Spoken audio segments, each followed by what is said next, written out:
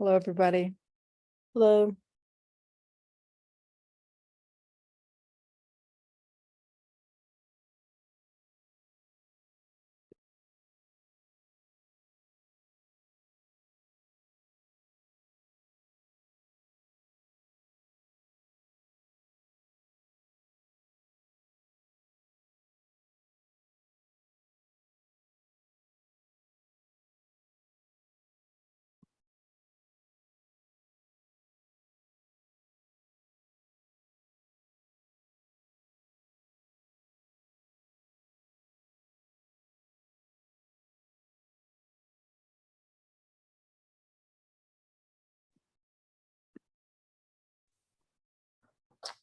Hello, Miriam. Can you hear me okay?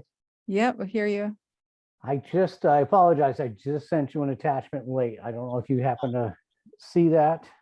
I just saw it a minute ago and I just sent it on to the commissioners. But thank you. I just glanced at it a little bit. Okay, yes, and I apologize. Been scrambling today to try to put some responses together that hopefully you. we can walk through later on. But That'd be great. Thank you.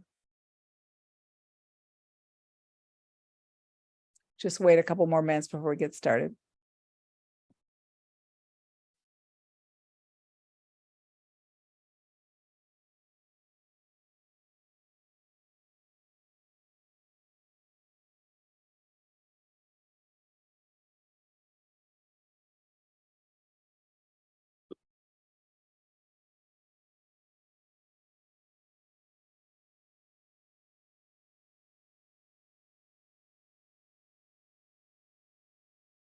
Hi, Beth. Robin. Hello.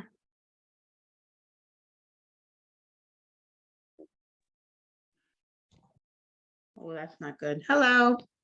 Oh, this lighting is not good, is it? I look a little dark. This is the problem with meeting earlier in the day. I know. Nice view, though. Thanks. I don't know. I guess I could turn around. Well, I have the sun shining into my face and I started to close the blinds, but I didn't want to be totally dark. So now I have a little space between the blinds lighting me up. We see you. I think I'll turn around and get another chair.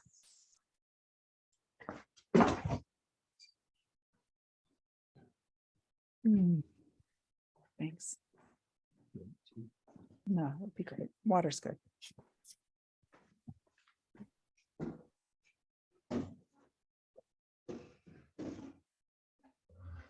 All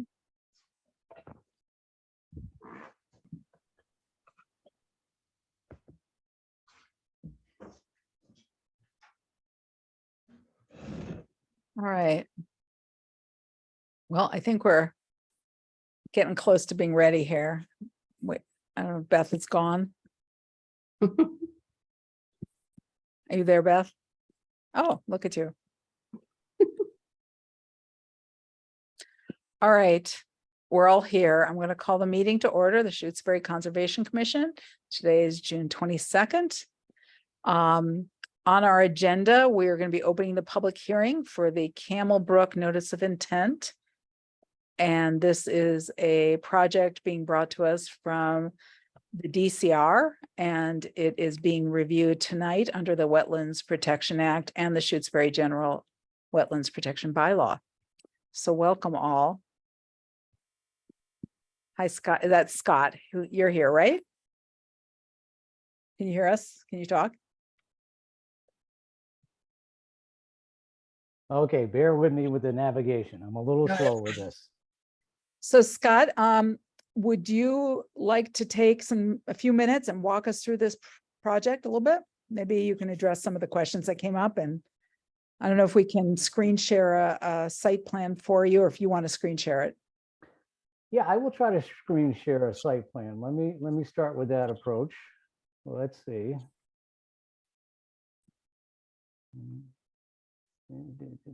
And thank you for the document you sent. It was helpful. I did not do a deep read into it, but it did clarify some things. So I appreciate that. Yeah, I was hoping we could walk through that a little bit tonight and kind of, I know we're probably not going to answer all the questions. I probably still have some questions leaving, looking through that, all the responses that were provided. I probably have some questions myself, but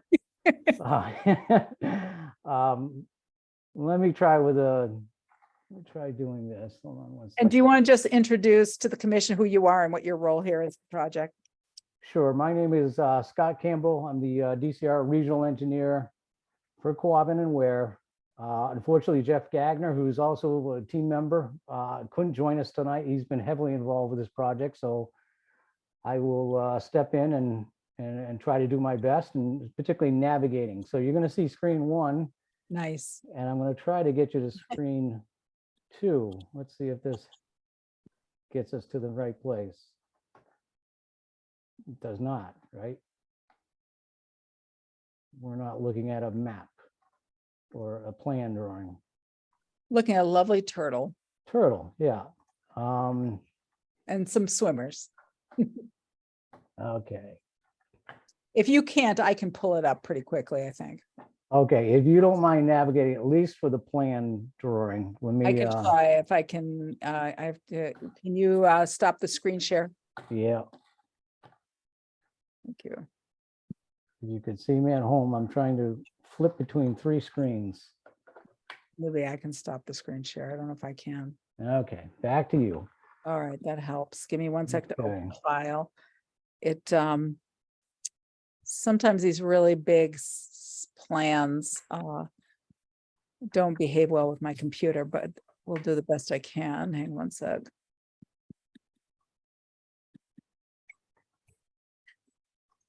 And I appreciated your responding with the clarification about where the erosion controls are, because I think I was looking actually at a contour line and thinking it was an erosion control line, so or limit of work. So looks Yes, so I'm glad to have that clarification. All right, here's the NOI. I'm sharing it. Can everybody see it? Yep. All right, I'm going to get to the site plan. And then it's going to freak out because it's such a big file. That's what usually happens. Nope. It's already freaking out. Takes a while to load it. All right, there's the narrative.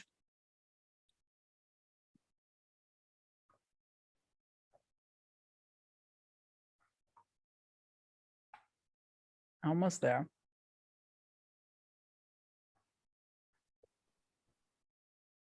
There we go. Okay, so here's the locus. Everybody's, well, see, it already twitched on me. Let me get to the actual site plan. All right. okay. Is this the sheet you want us to look at? Yeah, we can start with this one. If you could you zoom in a little bit? My eyes are not quite what they used to be. Yep. Neither are mine. All right, so what we're looking at, just to orientate everyone, north arrow is to the right of the screen, south is to the left. If you were coming from Route 202, you'd be coming up from the front, from the south. That's Cornwell Road. There is an existing bridge crossing, and that's what this plan is kind of detailing, what is existing right there. A couple of years back, we put a portable bridge on the crossing just to kind of restore some foot access and get us to this next stage, with the idea that we always wanted to upgrade the bridge and the crossing. Would it be Something, helpful for a second, maybe for me to switch to that other document so people can see a picture of the bridge? sure, Let me see if I can do that. that's a good one if you got that one. Yeah, you see, can everybody see this picture? Yep. It's a hot So, mess.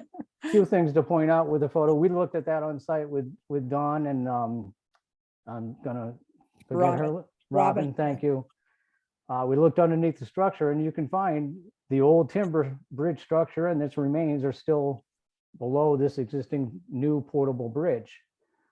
We also noticed the level of deterioration of the abutment wall, particularly on that one side, which is the north side crossing. If we had another photo, you'd see the south side crossing and the abutment wall is fairly stable. but it gives you a good sense of, pre-existing structure is probably there prior to DCR acquiring the property back in the 1930s. It's always been some form of road there. And we're looking to use that existing road as our means of allowing us to do this work. So, Scott, I have a question, and it was in my comments, and as you know, my understanding looking at this is that you're going to be rebuilding the abutment with the existing stone, and as we can see in this picture, it is collapsing into the stream bed. And this was a comment from DEP when I spoke with Mark Stinson, was that, to rebuild this abutment with the existing stone is going to mean removing stone from the stream bed. And so the question was, why not put land under water bodies as a temporary alteration? yeah. So as I'm realizing this is becoming more of a problem than we thought, honestly, we thought we'll remove a few stones, kind of like I talked in the field, reset those stones. And that was really the intent of this work, is to really kind of, if there was a de minimis clause somewhere I could find, I'd say this is pretty de minimis work. But the idea was to basically, we know we want to restore the bank carrying capacity of that abutment wall. Now, the question of the stones in the water, if you guys think this is a problem and you want us to leave the stones in the water, we don't have to disturb land underwater. Honestly, our intent all along was really never to disturb in the true sense of land underwater. We wanted the original stream bed that would be untouched. It's the boulders that are resting on the stream bed and this channel that we were envisioning we would reset. But if you guys, I wasn't, the reason why I was bringing it up was not to say that we wouldn't approve it, but just that to accurately convey and describe the work to be done, since it does involve a temporary alteration that's necessary, albeit for the integrity of the project, why not just capture that in the resource area impacts on the application or in the permit? I mean, we can add it as an impact. I mean, it. Yeah, and Mark is okay with the impact of being land underwater. Is that true? I think that his concern was that we weren't just, it was being done, but it wasn't being mentioned in the order of conditions or the application. Not that it couldn't be done, but that if it's going to be done and it's going to be permitted, we should call it out and say that's what we're doing. Well, like I said, I think after our discussion of seeing the response and the pushback, we could go either way. I mean, we were fine with leaving the stones in place and working up above the land underwater area and still working the bank. As we had mentioned, there will be other stones on the site that we can repurpose and re-establish the abutment wall. And as I mentioned in the field, these abutment walls, the purpose for the restoration of these walls, it's not to carry the bridge structure. This bridge is designed to span beyond these abutment walls. It's really just, the intent is to rebuild and have a stable, if you will, bank again, and restore what that abutment wall has been doing when it had a bridge. It was really a protective wall structure against shore undercutting and scour and erosion. And you can see right here clearly in this picture the effects of erosion. Sure. So, well, let's go back to the site plan and let you kind of continue sure. Where you were. So the other question you had, this is the existing and demo site plan. There was questions, and we pointed out on the plan, the X's do indicate locations where trees are impacting the project and they'll have to be removed. The size of these trees are called out. Some of these are pretty straightforward, particularly the ones on the south approach. There's 3 near the abutment. When we do the wall work, those will be impacted. Those are fairly small trees that we thought DCR could handle in-house. Similarly, on the north abutment side, there's a tree right by the toe. Right here. Yeah, correct. That one's going to have to get removed.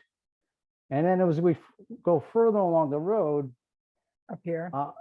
There's a series of trees, and some of these get larger. And there's two white pines that are significantly large, 28-inch and I think a 30-inch.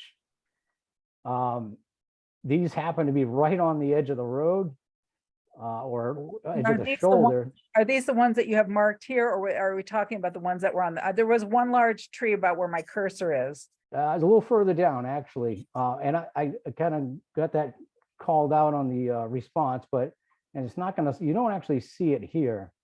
But the white pines are on what would be the east side of the road, which is abutting the wetland area there. Right here. Those are, because of the size, and what we talked about on site was to drop those trees, we had a couple options. One would be to use frozen ground and drop it into the wetlands. Probably still would cause some significant impact. May not be the best way to do it. The other option was dropping it along the road, continuing north and dropping it in that direction. That's where that other tree that wasn't originally called out comes into play. And that is the larger oak tree that Don had, we pointed that out to Don Wakalock on the site. That's somewhere up in this area here. It's a little further, just off the screen. I've got a, oh, there you go, right there. Is it right there? You already have. That, yes, that's it right there. So that was the oak, I think, that might not have been originally called out as being removed. So, It's got an X here, so it looks like maybe you were. yeah, so it's funny, I had another version. Again, I'm catching into this project a little late, but I thought that was the tree that you were questioning. That wasn't on the original plan. Maybe we just overlooked it.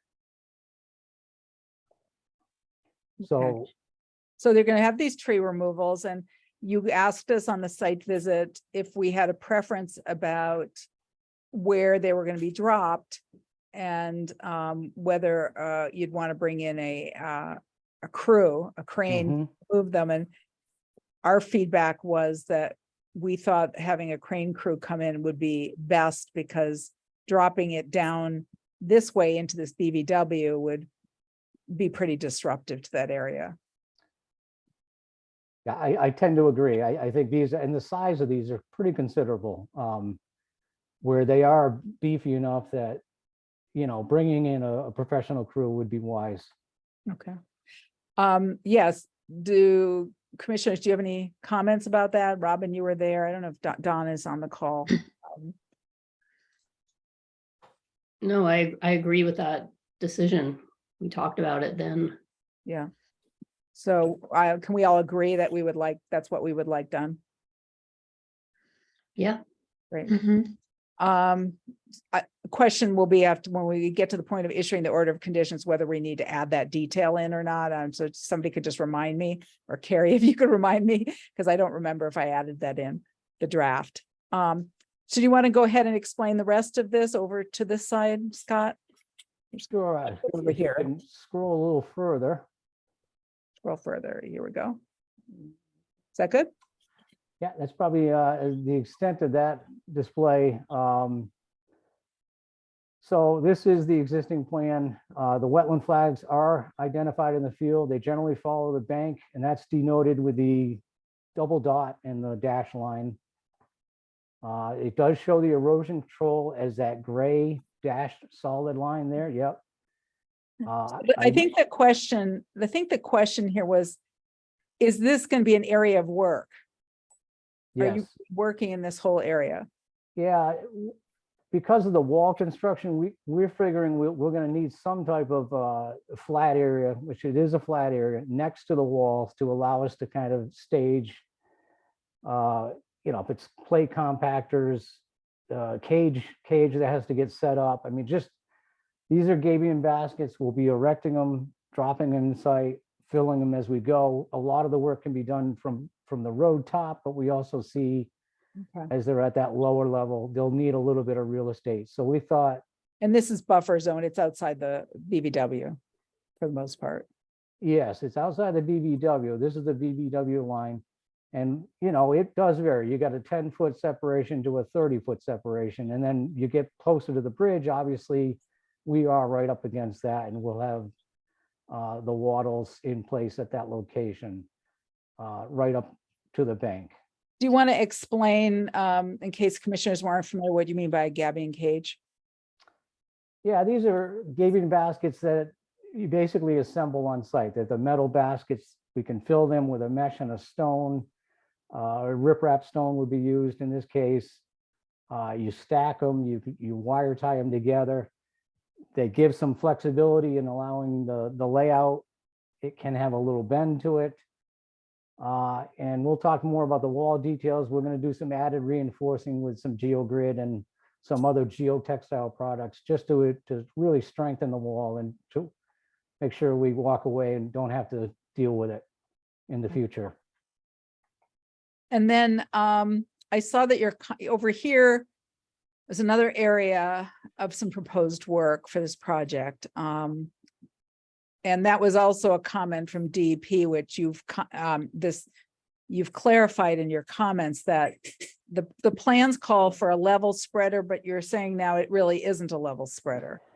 Yeah, the truth be told, it does not. We were trying to mimic control and spreading of the water, but we realized given the site constraints, there's only so much real estate we can do here. These would not satisfy the DEP standards that Mark is referring to.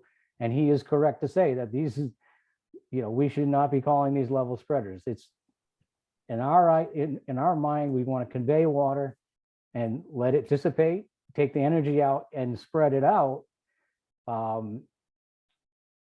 But we are not going to the standard of providing a level spreader. We don't have the real estate, and I think it's more disruption and disturbance inside of that buffer zone than is warranted. Okay.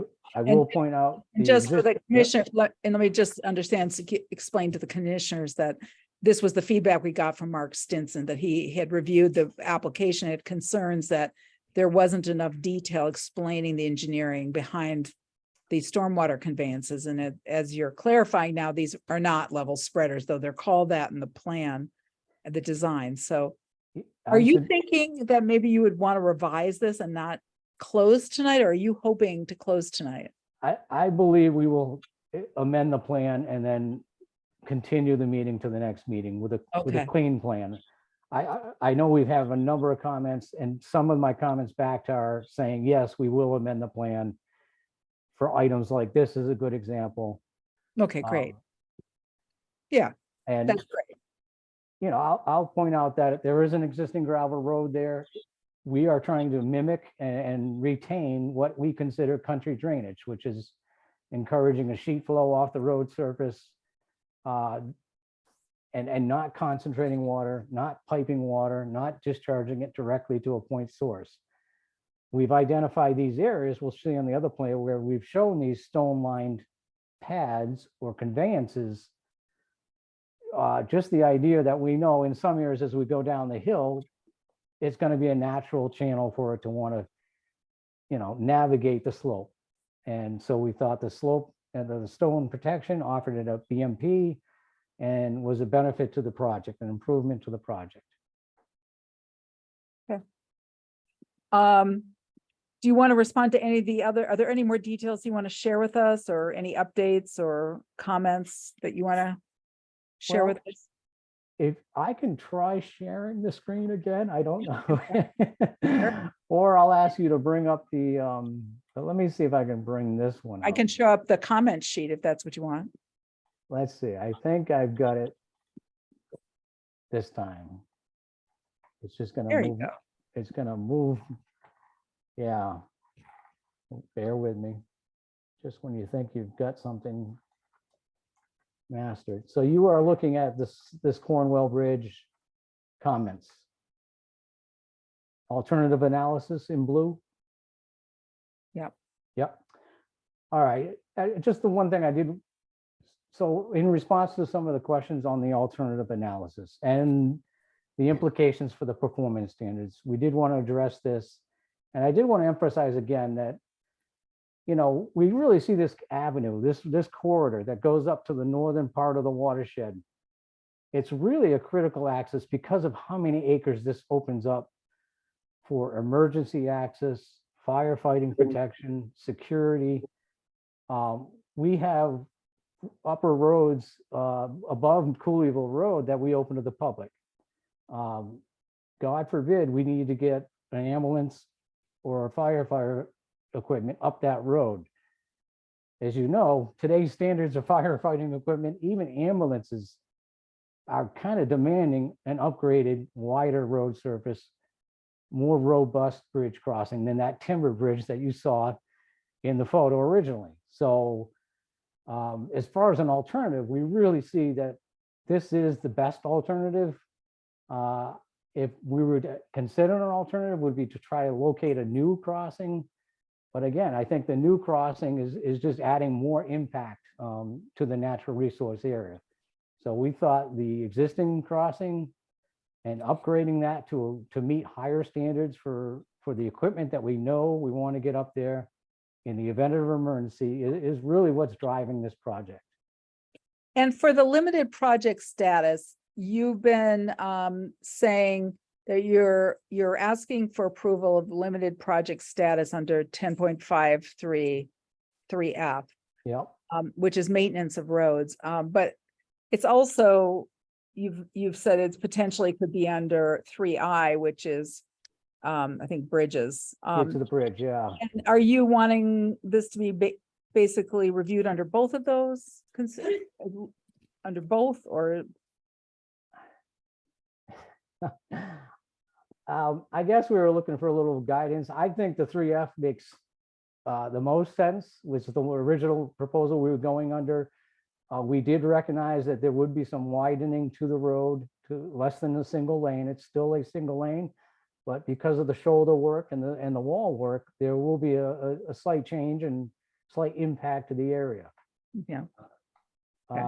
And we're improving the drainage with the idea of using the stone line ditches and splash pad. And just I did kind of a deep dive in terms of talking with Mark Stinson about this, and my understanding, and I may get it wrong. So if somebody is more familiar with this than I am, please correct me. But it makes, this is a project in riverfront area, and there's riverfront development and redevelopment standards that apply here. And they're different. It's different if it's being classified as a redevelopment. You don't have to meet all the performance standards. Whereas if it's new construction, then you have to meet all the riverfront performance standards. So my understanding is that you are characterizing this as a redevelopment project because it's a previously developed crossing and road. Well, I got to admit, I defer to people at DCR who have more knowledge of the riverfront standards than I do. They are advising to stick with this exemption standard of it's an existing road and we can maintain the existing road. So I was kind of wavering back and forth because we initially responded to Mark, but after further consult with folks internally at DCR, I think that's where we address these performance standards. Okay. And I've started listing these standards out. And I think that's part what Mark is inquiring about and what you guys want to make sure that, okay, are we trying to meet the standards and are we satisfying these standards? And my So- understanding, just so you know, it's a little confusing, but there's kind of two issues. One is this limited project status, Mhm. which means that, you don't have to meet all performance standards when it's granted limited project status. So my understanding is that we need to make a decision and approve it as a limit. We need to accept it as a limited project. Okay. In which case then those exemptions or lower standards can apply. And again, when it's a redevelopment, you don't have to meet all the performance standards for redevelopment. It's only if it's new development. Beth, is this ringing a bell for you? Yes, hi, I agree. Beth, I was thinking Beth Wilson, but yeah, hi, Oh, Beth. sorry. Beth Wilson, yeah.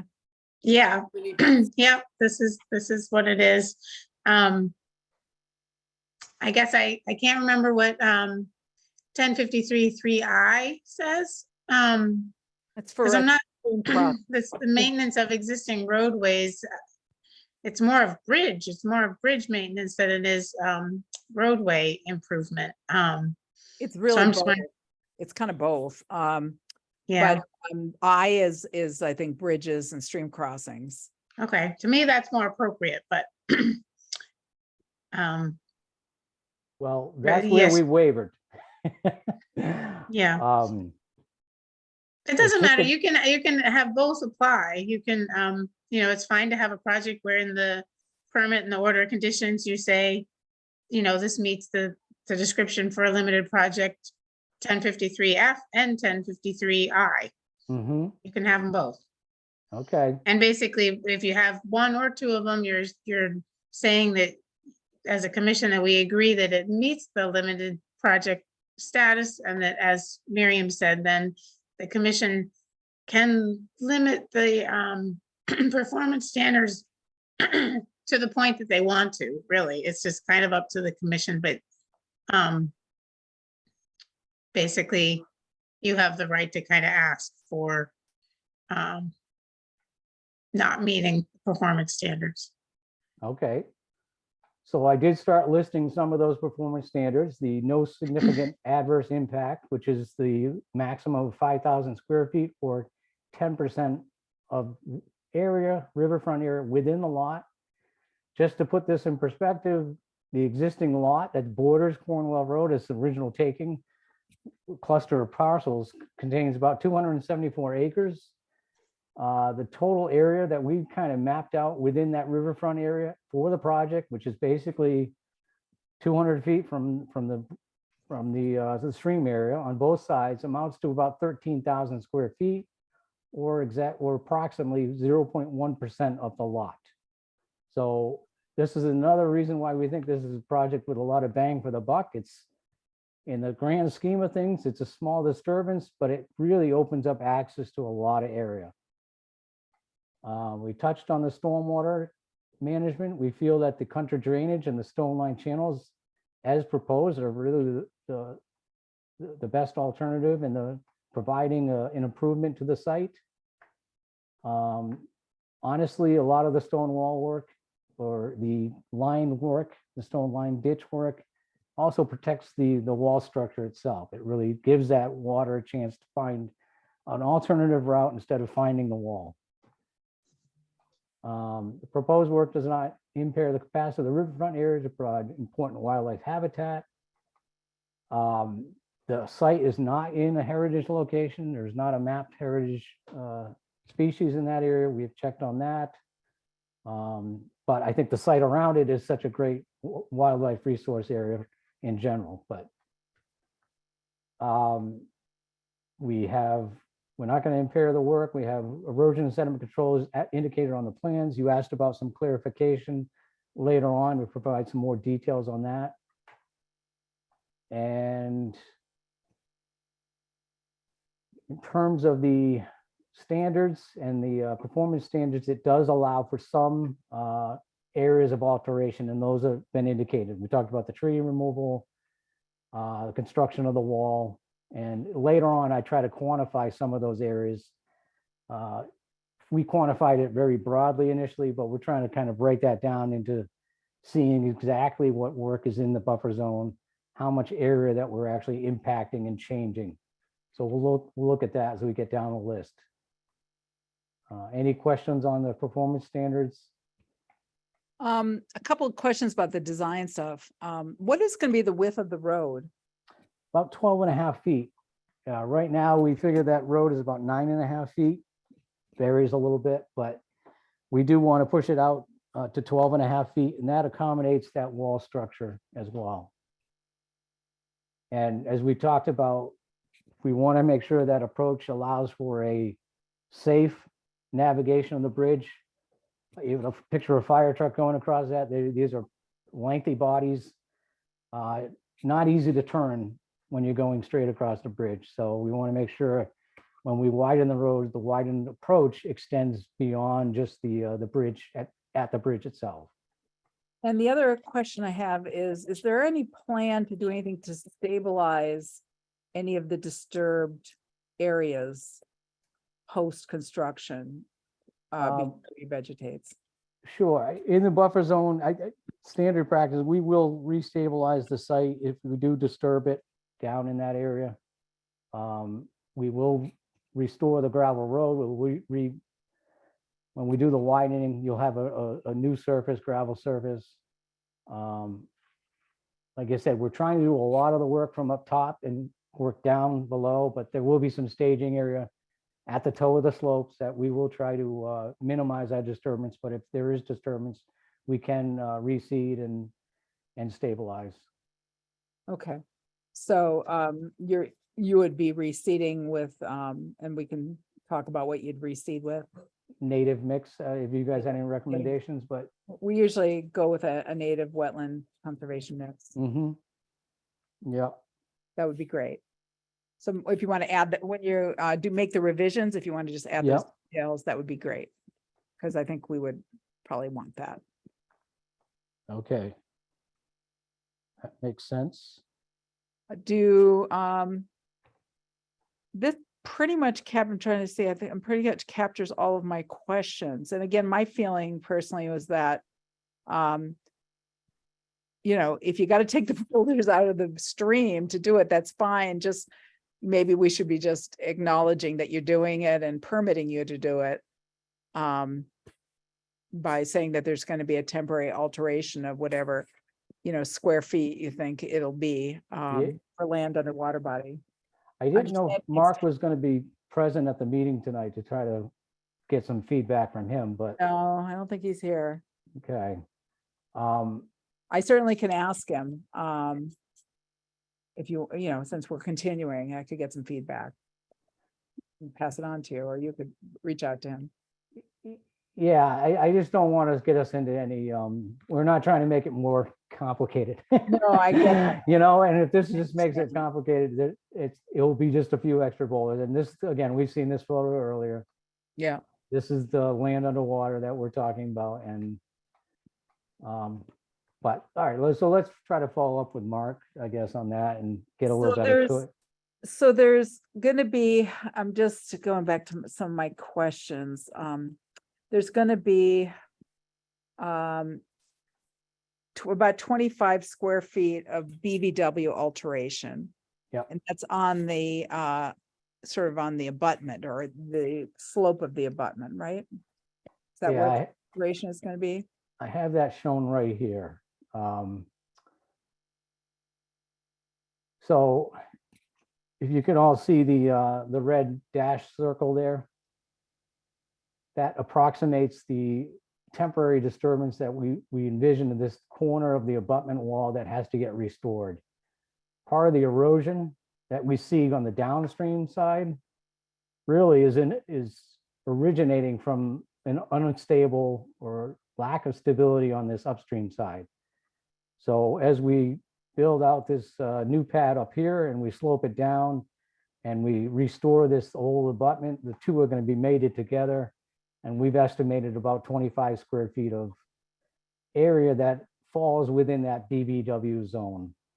And that'll be rip-wrapped. It's riprap. It's a stone abutment to begin with, and we're kind of reestablishing that stone abutment. Okay.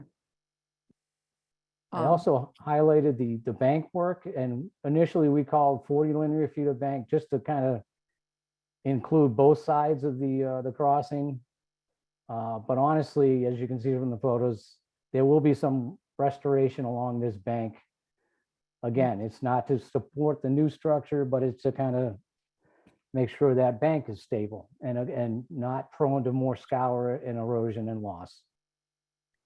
And the other question I had, because we review these permits under both the bylaw and the Wetlands Protection Act. And so because the buffer zone, the 100-foot buffer zone is a protected resource area, we want to quantify how much alteration is happening. And it looks to me like in your table of disturbance areas that it's for a 100-foot buffer zone, you have 11,200 square feet. And I wasn't sure if that is referring to all 100-foot buffer zones on the property, or if that's just for BVW and not, yeah, I don't know what that, Yeah, so we had a gross number of 13,000 square feet. That was really kind of the whole riverfront area. I've tried to take another stab at just saying, okay, let's look at each individual activity and alteration.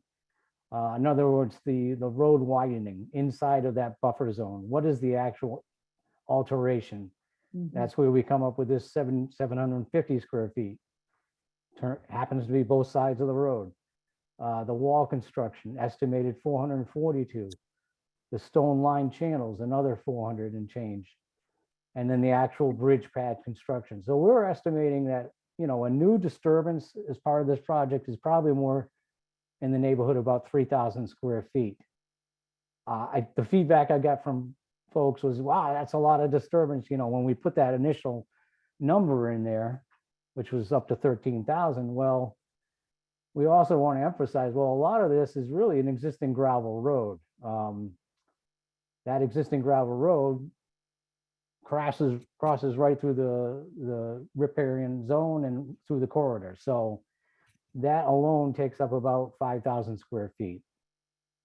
So I don't know if these numbers help give you a better sense of how we got to those disturbances and the alteration But I'm a areas. little confused. So the road here is the 4,750 square feet, Mhm. but then you've got these additional numbers up above that are in addition to the road. Is that what you're saying? Yeah, so if you were to consider the road is in place, Okay. we will widen that road to accommodate the new shoulder area. And that square footage of area is estimated at 750 square feet. Okay. And then, Similarly, so basically total alteration is the sum of those two things. yeah, the sum of all these activities. All right. Yeah. What does that come out to? I got just shy of 3,000 square feet. Is there a local bylaw that is a threshold that we should be aware of, or? There's a bylaw. There's no, I don't know, there's no threshold. No threshold, yeah. Okay, so that's what I'm confused about, just the numbers. So new disturbance is the 2,800, Mhm, repairing the old stuff is the 47. correct. Oh, okay, got it. Okay. Thanks. We talked about the tree removal. Talked about why the additional tree at the end needed to be removed. You had a question on the GeoCell product, base lock. Where is base lock to be placed? Not clear, admittedly, and the plans just indicate a very vague. They will be used at select locations if deemed necessary. I would try to clarify just to say the GeoCell product can be used interchangeably with the use of the GeoGrid. Both are doing the same thing. They're trying to reinforce the soil as we build up and compact the soil. What is the GeoCell? Picture a honeycomb product that's got rigid edges that you fill with stone. So are you using it on the road or under the gabion cage? Yeah, it's not really with the gabion cage. It's actually with the building up of that bearing pad and the approach of the road. So Right. wherever you see these dash lines or these I'm sorry, not dash, they're solid lines and they're folded. That's shown as a GeoGrid. And that's one way to get reinforcement, is to kind of make little sandwiches, if you will. Wrap the soil in a GeoGrid, and that's one way to kind of reinforce the soil and compact that. The other way to do it is use these GeoCells, which is a honeycomb. And in some areas, like directly below the bridge, it might be more appropriate. And this is where we're kind of doing a little game day decision. As we're in the field, we feel that these could be interchangeable. In some areas, it'd be easier to use the GeoGrid, but we may find in some areas as we approach the bridge, and we want to make sure that roadside doesn't slump and has that extra reinforcement, the GeoCell would come in handy there. So I hope that clarifies. Thank you. Okay.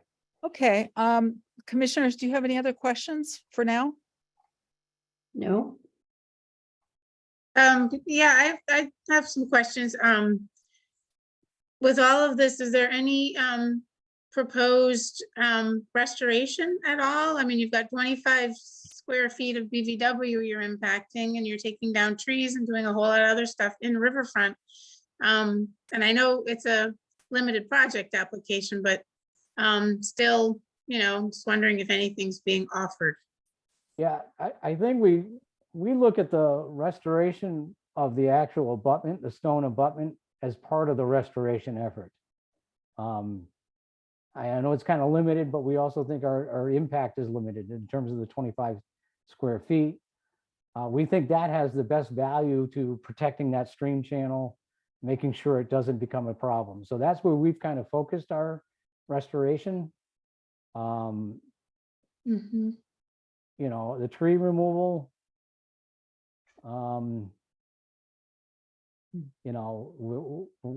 we're not proposing new trees. We do it all the time everywhere else, but for this Mhm. project, it's just something that we see that unfortunately we lost two vehicles last year to falling limbs from trees. So it's a touchy subject, some of these trees, but Yeah. Well, I think that's a question we should discuss if Mhm. we'd like to see them propose some mitigation or restoration as part of it. Did you have more questions, Beth? No. So one decision point that we need to make in the public hearing is if we are waiving the requirement for a wildlife habitat evaluation, we should formally waive that. I don't think a wildlife habitat evaluation is necessary for this.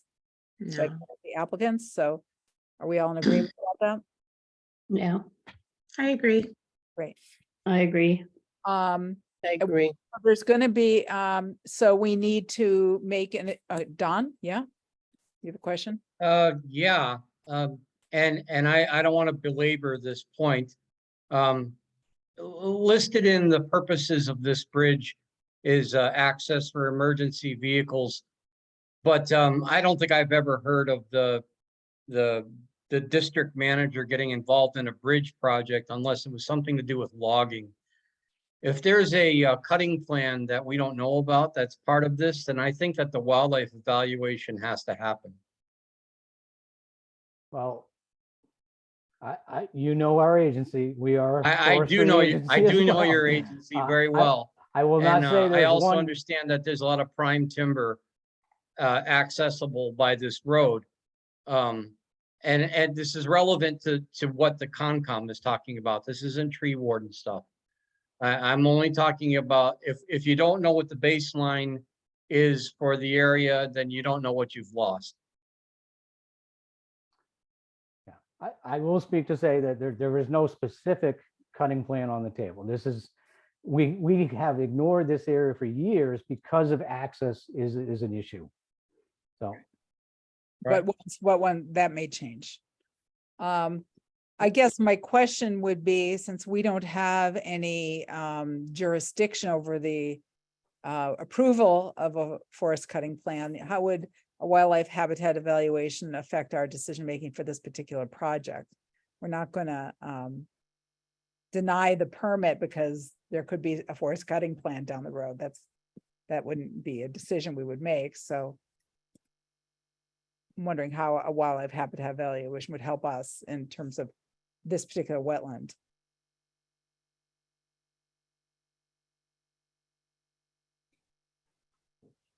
Are you asking me or are you asking Yeah, Scott? yeah. I mean, if you're asking me, my idea is that this is such a limited project and that it's such a small amount of area that's actually disturbed along the stream bank. I don't really know what effect that would have on it.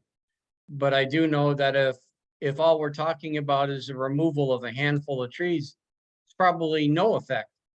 On the other hand, if we're talking about the removal in the future of large portions of that forest adjacent to the road, I could see where that small amount of area could be affected by siltation. yeah, I mean, Don, as you know, those cutting plans are a public process too. So there are opportunities for comment and review through the public at that time too. So let me ask a question. And this kind of goes to the restoration mitigation question.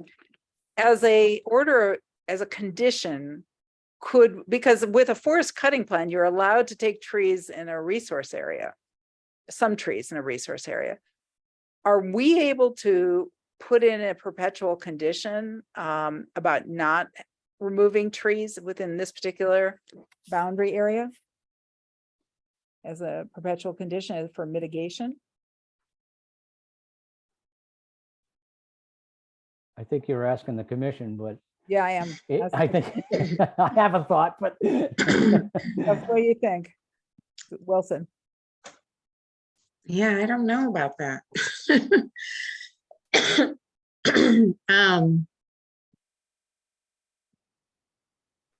probably not. I mean, we're allowed to put in things like, basically like no touch zones around resource areas.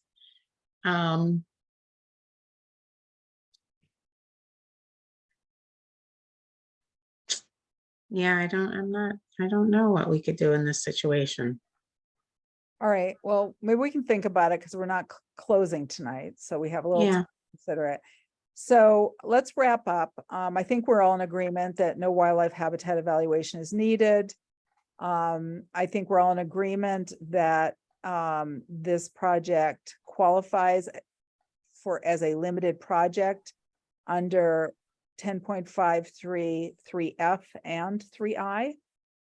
So I would see it as qualifying in both categories. We all in agreement about that? Yes.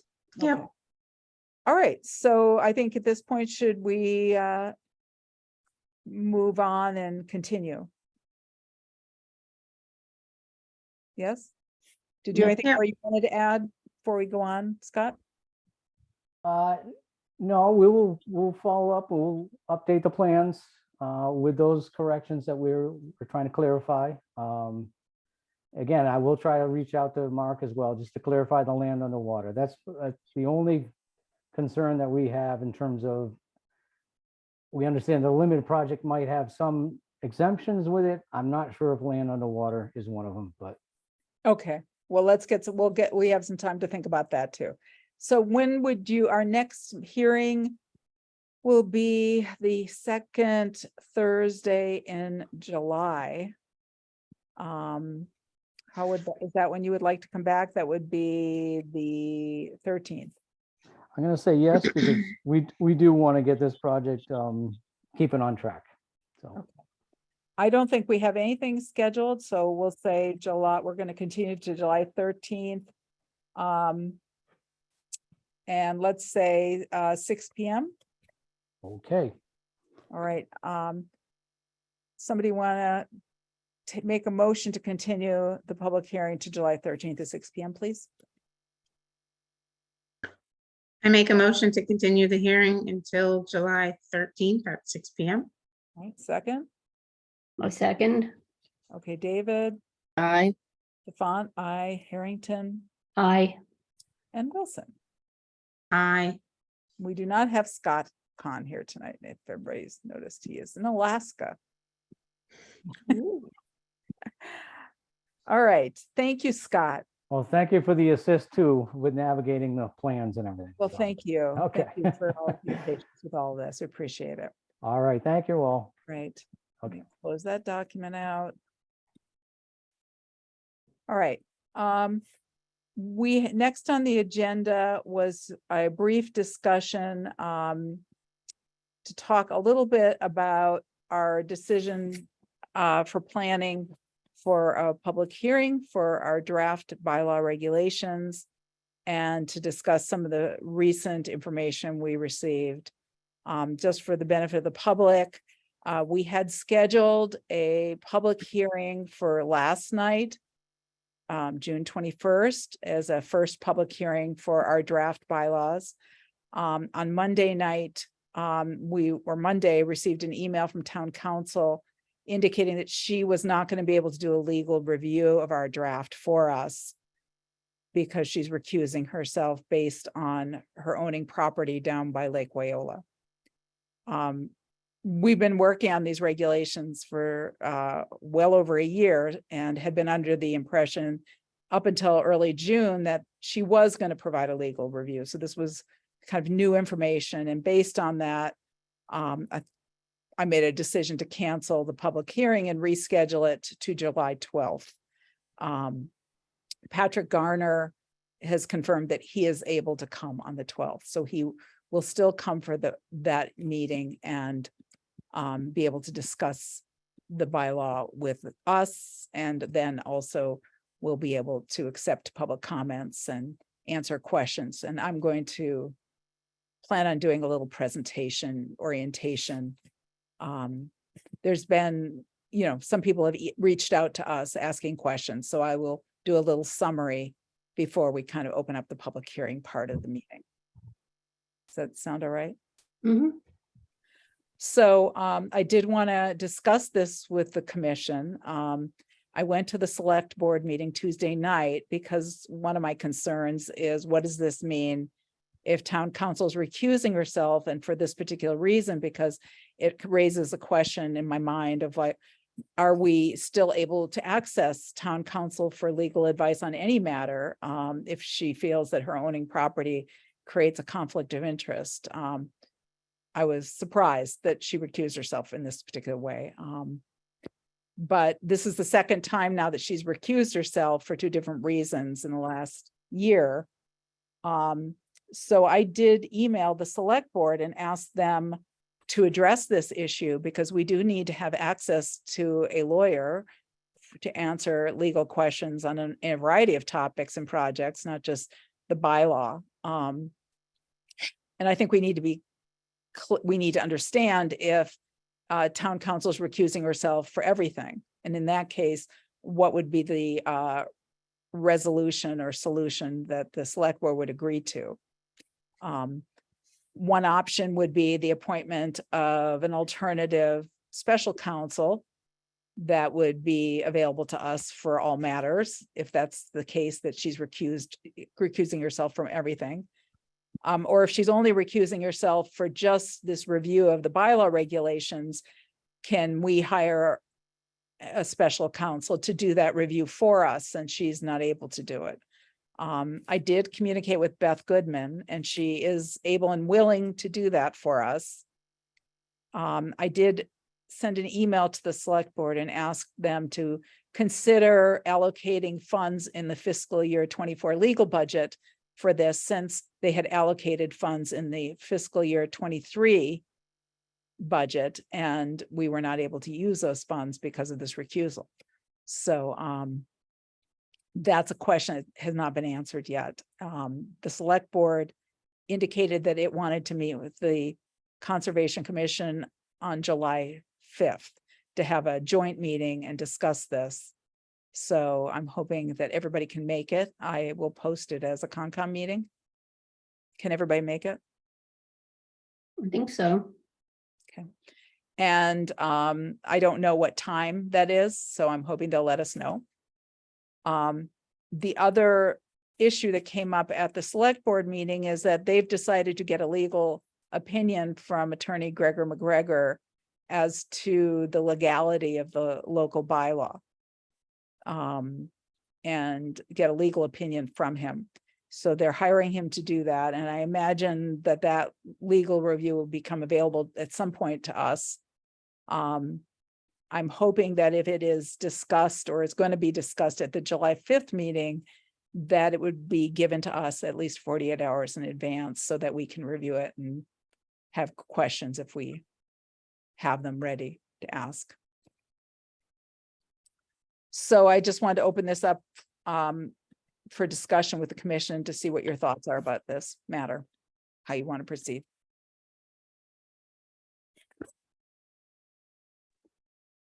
So do we need to make a motion to hire our own legal person to review our regulations and bylaws? If we want to do that, and I have some draft language I put together that I can put up on a screen if we want to have a motion. But we should have a discussion first about if that's how we want to go. Well, I feel like definitely the new regulations, and if we go in and start working on the bylaw, also, we would need some kind of council to review both those documents before they become anything official or get voted on by anybody. So if the town, for some reason, the town council, who should be able to serve our committee just like any other committee or board in town, for some reason has to keep recusing, then we're gonna have to hire somebody else, I feel like. I mean, I don't feel like you move forward with a bylaw or a set of regulations for our municipality without having it reviewed by some kind of an attorney or, you know, typically it's a town council, but any attorney. So yeah, I would definitely be in support of us coming to the town and asking for funds to get somebody Agreed. to review those documents. Yep, I agree. Mary, did you have anything you wanted to add? Yeah, I mean, I think that's a kind of a necessity to have that review once we're all done, so we know if we're standing on solid ground. I just want to say as a comment here that, you know, I was surprised and disappointed with this recusal coming at such a late date when we've been talking about this regulatory overhaul for a year and a half, and I had been communicating with town council to give her updates on the status. I've had phone conversations with her, and so it was just surprising to hear about this recusal at such a late date. And I am concerned about what it means really in terms of future Conservation Commission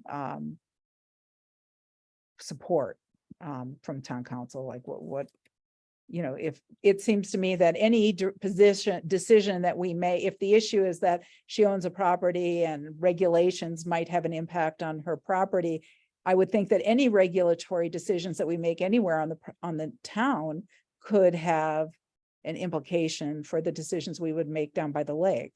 I mean, it's all related. So I'm not sure how we can parse it out that way. Well, and wouldn't she have an issue with the planning board or somebody else making, like, if say there's like a zoning change or something near where she lives?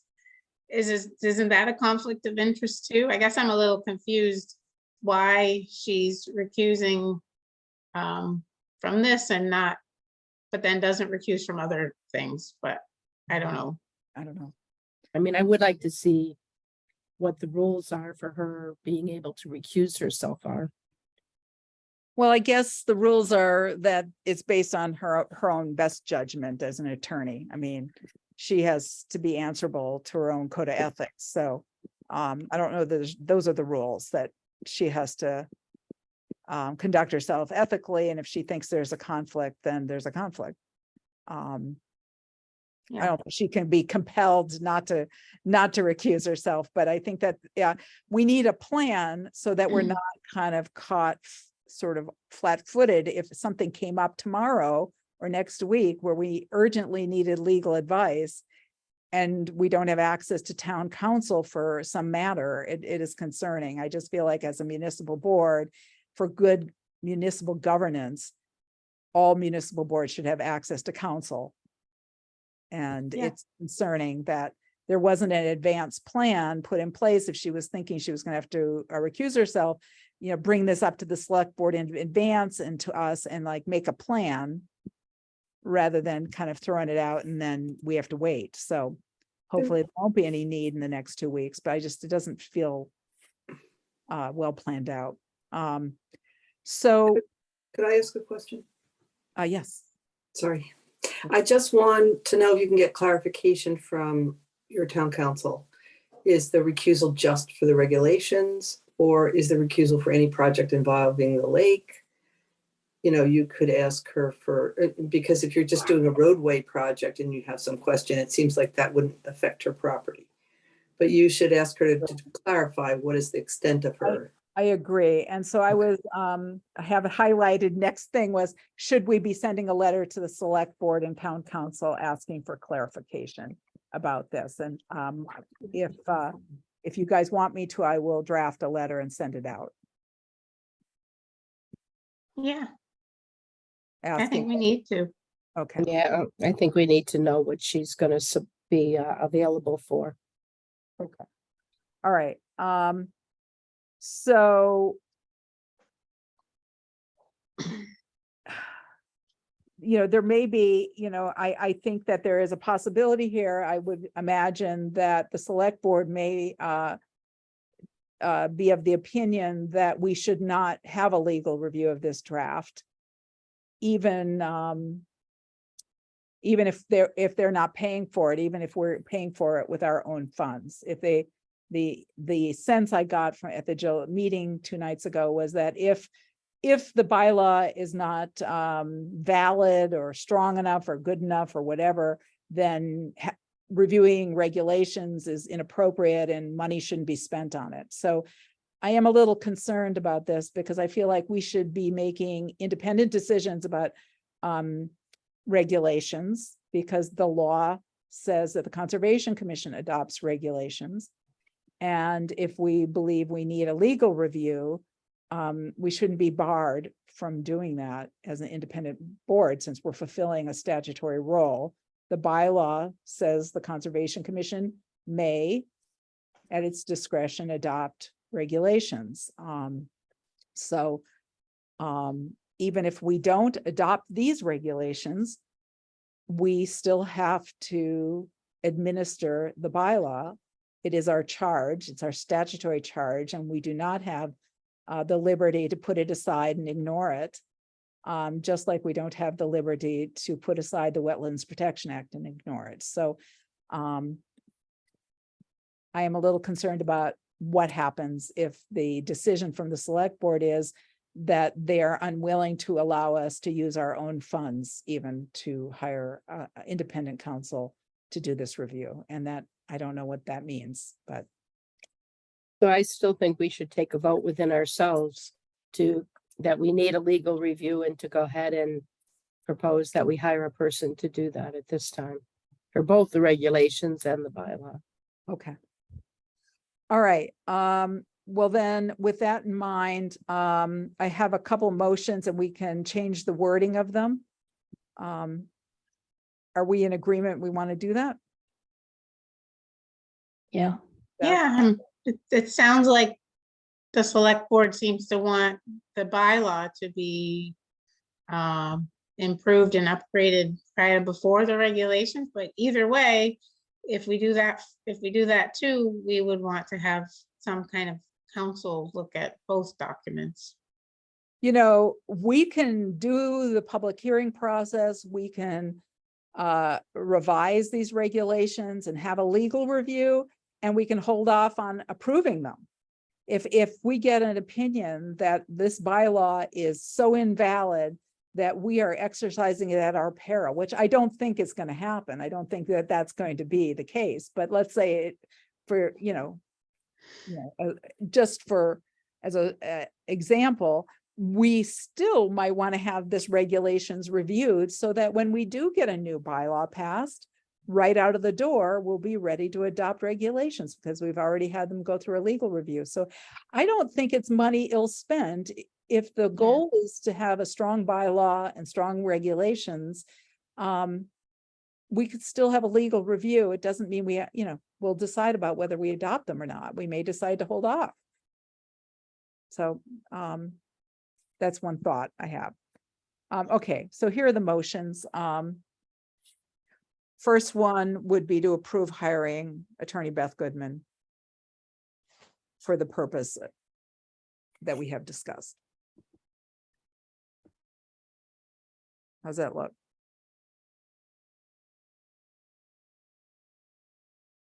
Can you see it? Yes. Okay, Mhm. we'll just take it one at a time, I guess. So you're looking for these to be all separate motions or Yeah, I think just these are all separate. I together? think these are separate motions. Okay. So first one is to approve hiring her.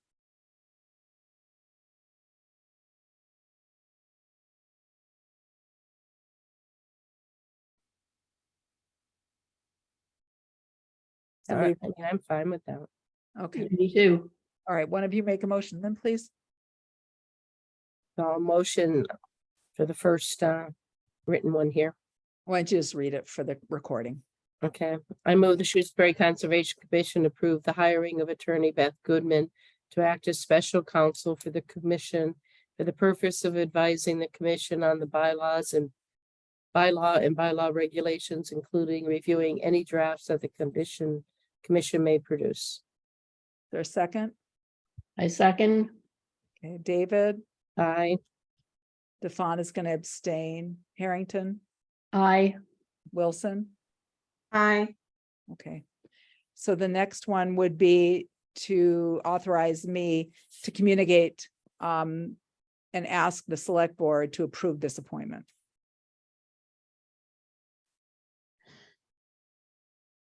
yep, So why wouldn't you combine 2 and 3 together?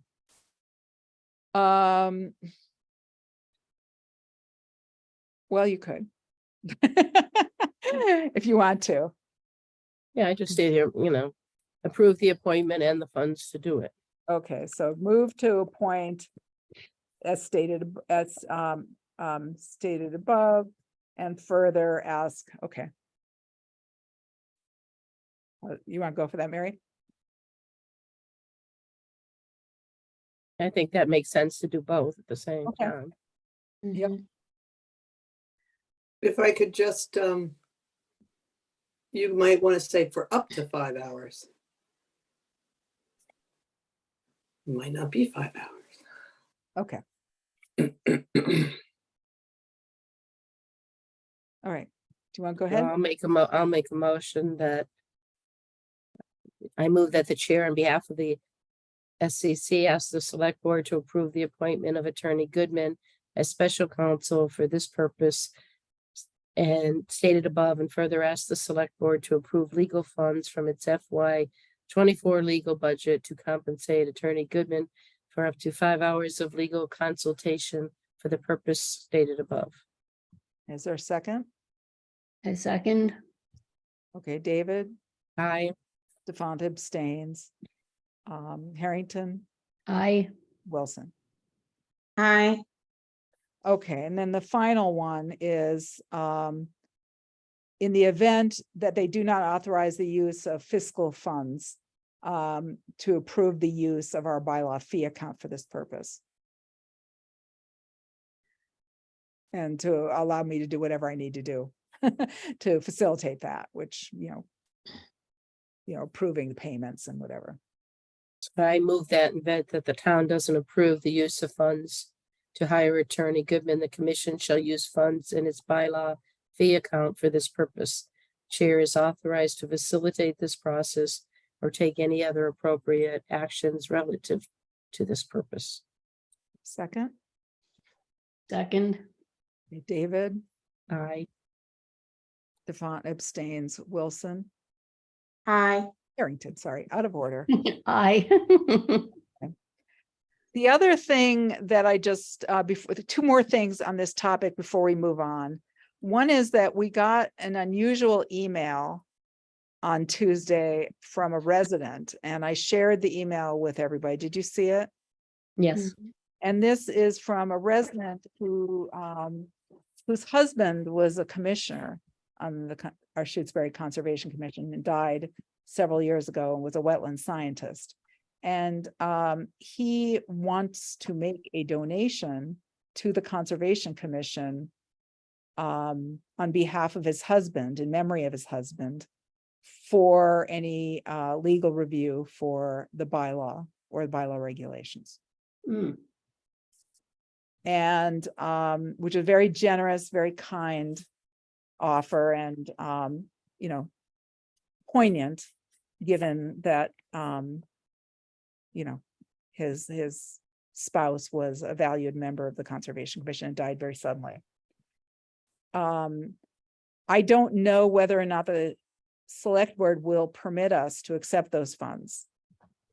They would need to give approval for those funds to be accepted. But I think the commission would also need to independently decide whether we would accept those funds.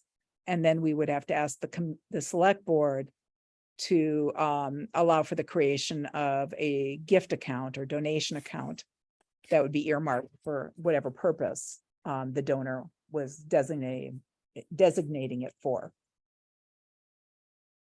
So, So I don't really see any problem with setting up a donation account, especially since we say we're short on money to be able to do this. That would support the process. Yeah.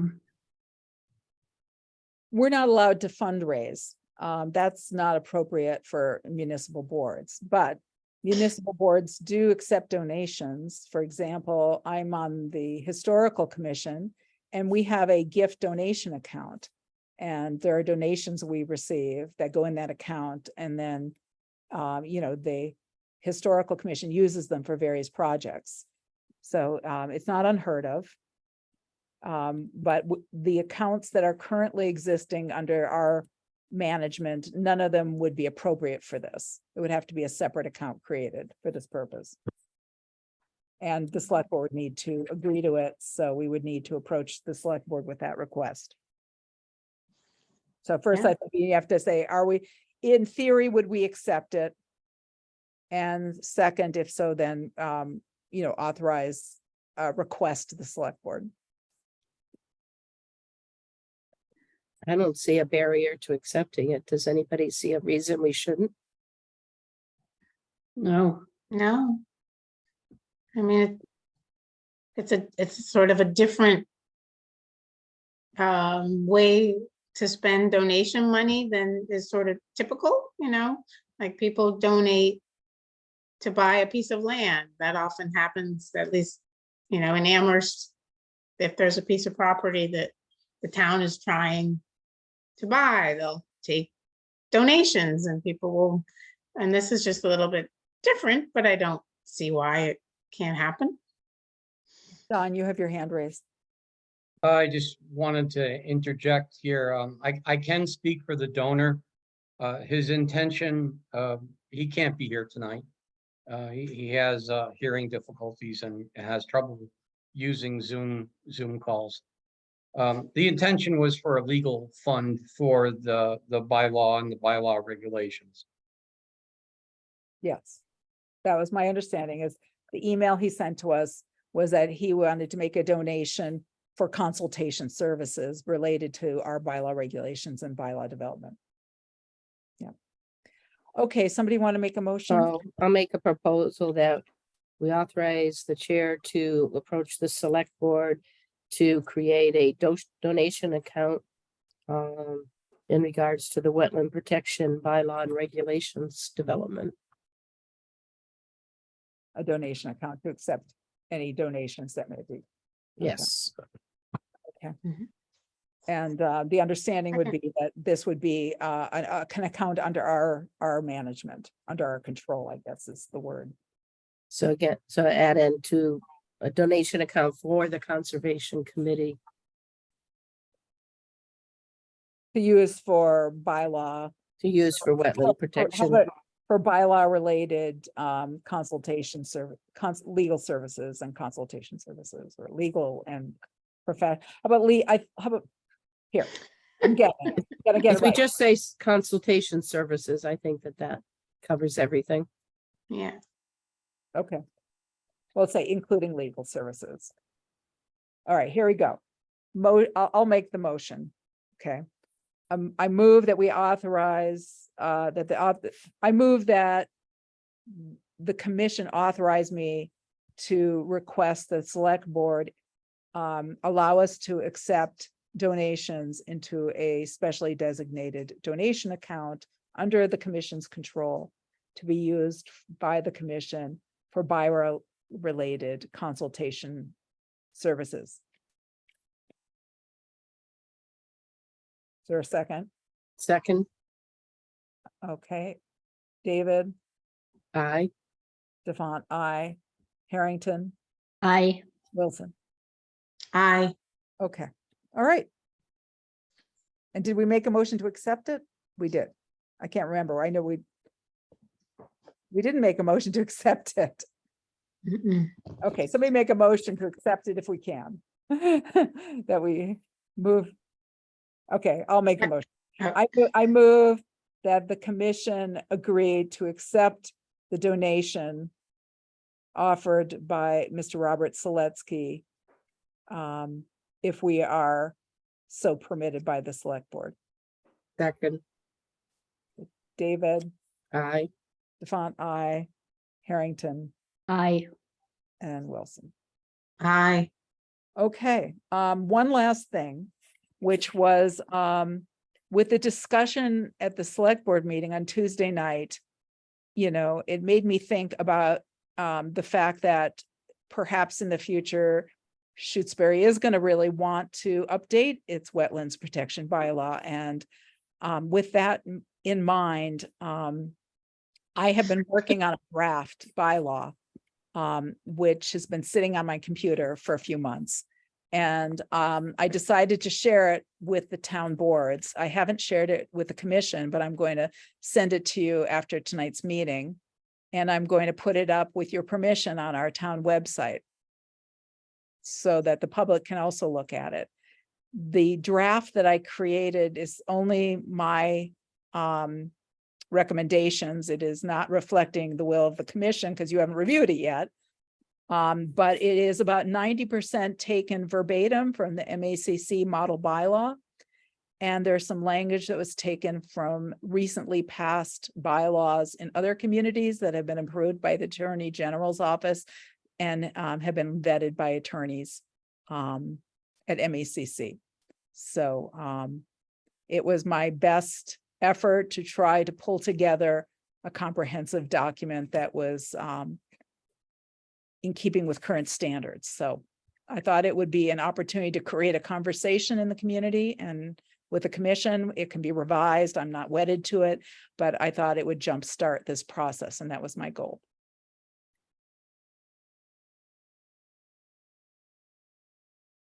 Do you guys have any thoughts or Great. comments? Just say thank you. Thank you for doing that. And yeah, I mean, I'm sure we'll all take a look at it. Look forward to reviewing it.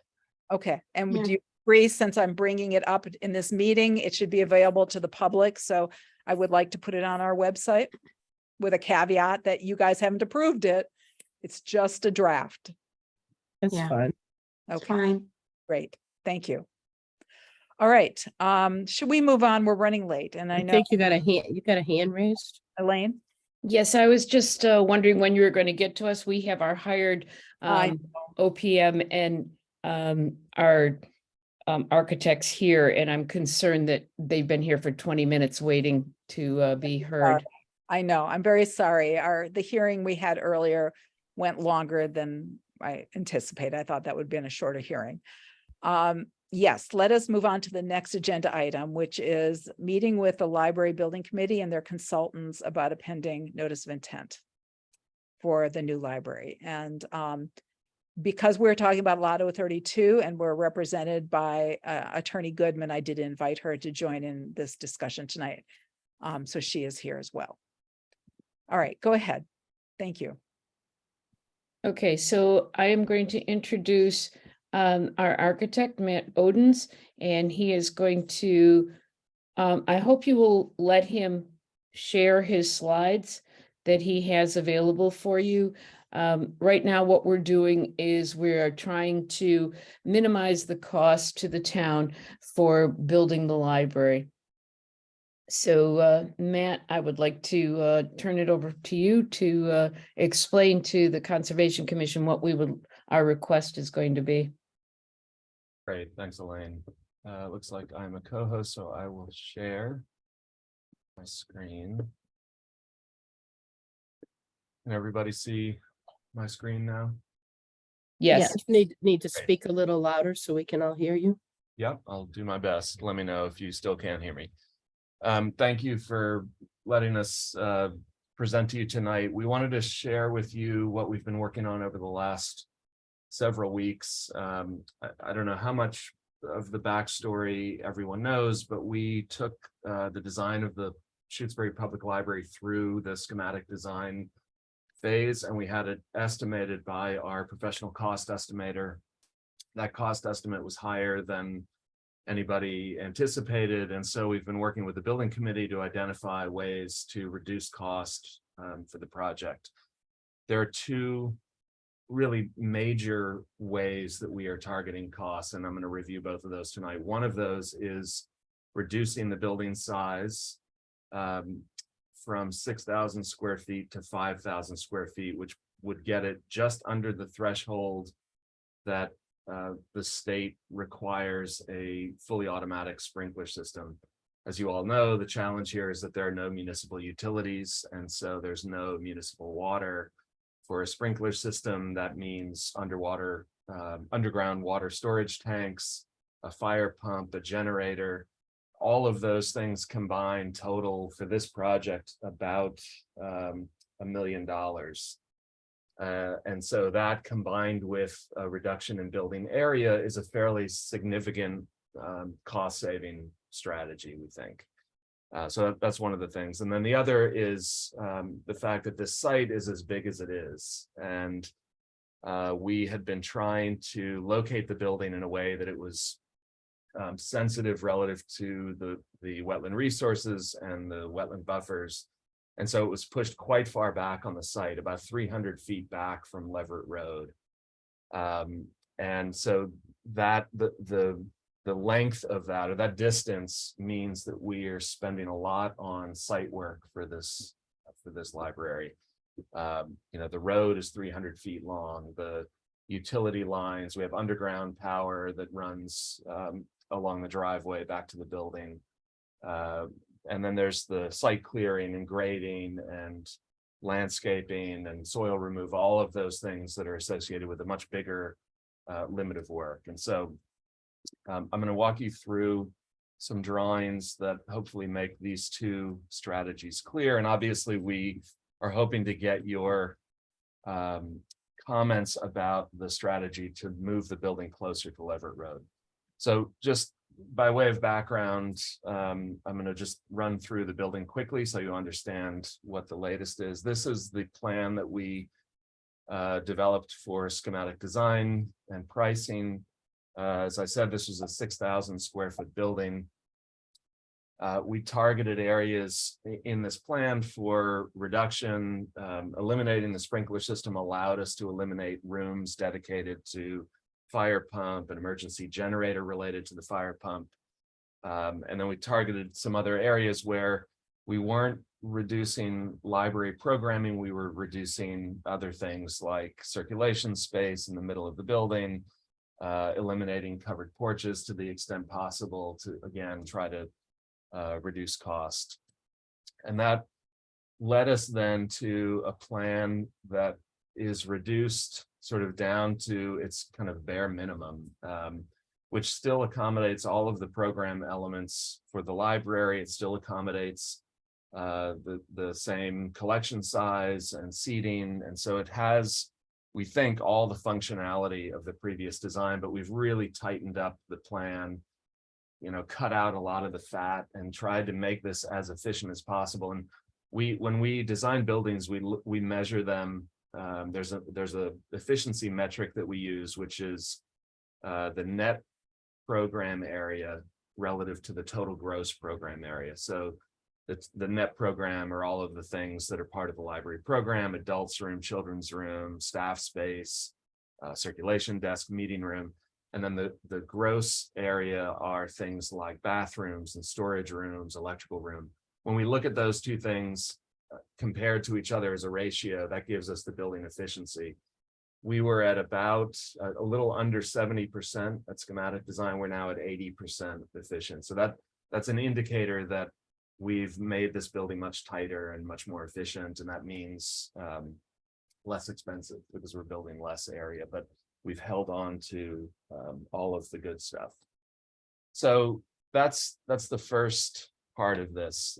This was a massing model that we had done of the original design or schematic design. We had a long south-facing roof. The goal here still is to be a net zero building.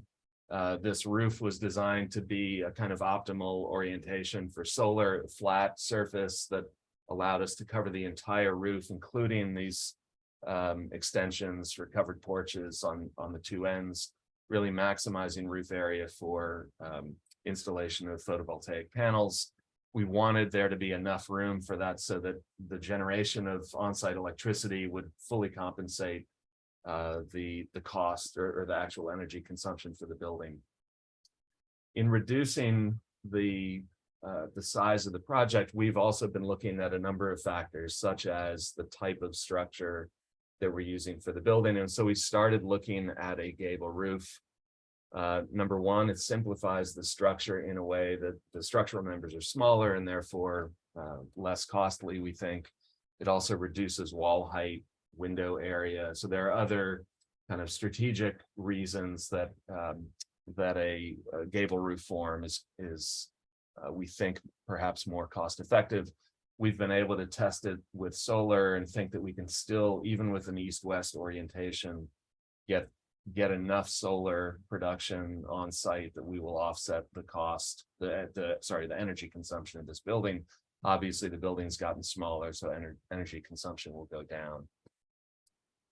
And then just the schematic interior view of the library, looking down the length from adults through to the children's room and out to the property beyond. So that's the building plan in a nutshell. The site, which is really why we're here and what you're probably most concerned with, is the second. We see big opportunity for potential savings. So this is a site plan that represents the schematic design as submitted and priced by our estimator. A couple of things to point out. The wetland resources are outlined in solid. Can you zoom in a little bit more, make it a little bit bigger? It's a little hard to see the labels. Okay, I guess that's better. I don't know that I can get much bigger and keep it on Okay, the screen. all right. Okay. So the solid blue line is the edge of the wetland resource. So we have a big one, as you all know, on the east side, another one to the rear of the library property, and then one on the east side, smaller one. And then there are two dashed lines which represent a 25-foot buffer and a 50-foot buffer. Originally, we had tried to locate the building in a way that it stayed fully out of the 50-foot buffers, but that meant that the front of the building, this short end of the building, was over 300 feet. I think it was 350 feet back from the edge of Leverett Road, which is quite far. So it's a very long driveway. It's a little bit difficult to see under the tone here, but there is a parking lot for, I think it was 16 cars at the time of this design, plus a full loop for emergency vehicles, a spot for a fire truck to park with another emergency vehicle able to pass, turn around and exit the site. And so when you look at the total limit of work area, which is this black dashed line, we have a septic leaching field out at the front corner of the site. When you look at that total limit of work, the orange represents the amount of clearing that we anticipated. You know, there's a fairly dense wooded edge as you move further south on the property. This area that is between the two wetlands is quite tight between the buffers. And so we were kind of threading in between those with the driveway, and then, you know, the limit of work obviously widens as you move further back with parking and building located next to each other. So if we look at this now relative to the new site plan, which is a smaller footprint and moved forward on the site about 100 feet, we can see now that the building is here. It's really located pretty much in the previously disturbed area. So the garage, although we didn't outline it here, the former garage building is right here. So right in front of this leading edge of the building. So this is in the kind of cleared meadow, sort of in between these clusters of, I think they're evergreens, at least this group is evergreens here. These, by the way, were deemed by the tree warden as not native and not significant. And so we had targeted those for removal in either case.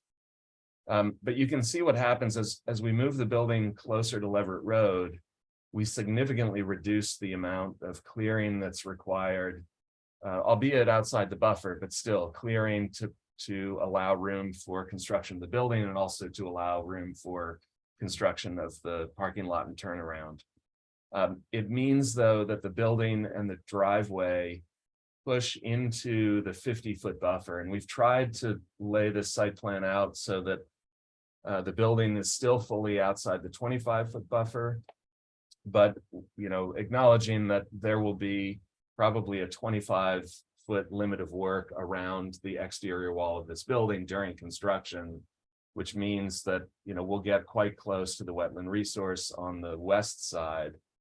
If we draw a 25-foot line around the perimeter of the building, that would of course be restored, as we kind of wrap up the project and do landscaping.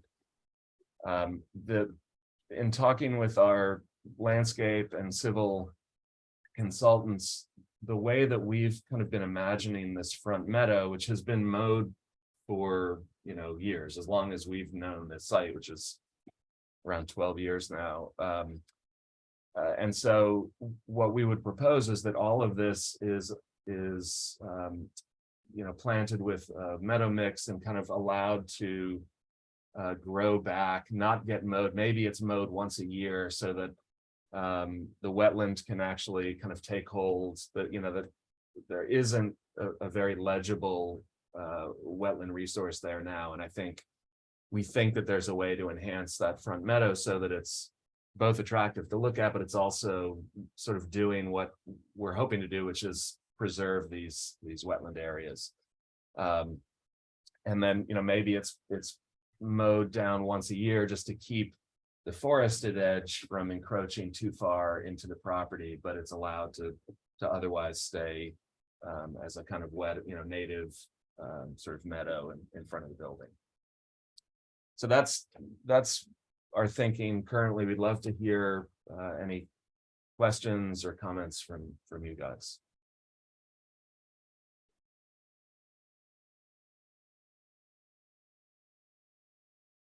Did you have specific questions that you wanted us to answer? Well, the biggest question is this something that the Conservation Commission can support? We see this as really critical in terms of being able to manage the cost of this project.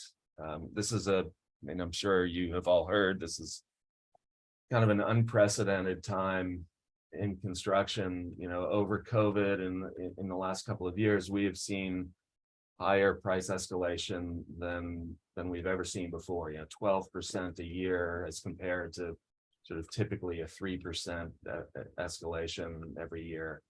And so everywhere costs have gone up dramatically, and so we are unfortunately building at a time when it's a very expensive proposition. And so anything that we can do to find ways to reduce costs is something that we're looking at. And this, like the building size reduction and elimination of the sprinklers, this is really one of the major cost drivers for this project is the associated site work. I want to add to what Matt was saying. When we suggest the move of the building closer to the road, not only is it a cost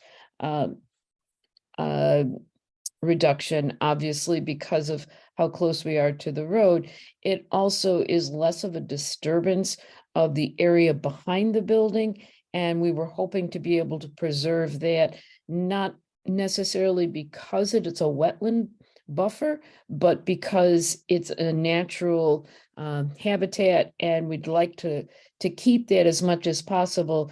And we thought moving the building into the area that has already been disturbed for so many years was a good trade-off for that.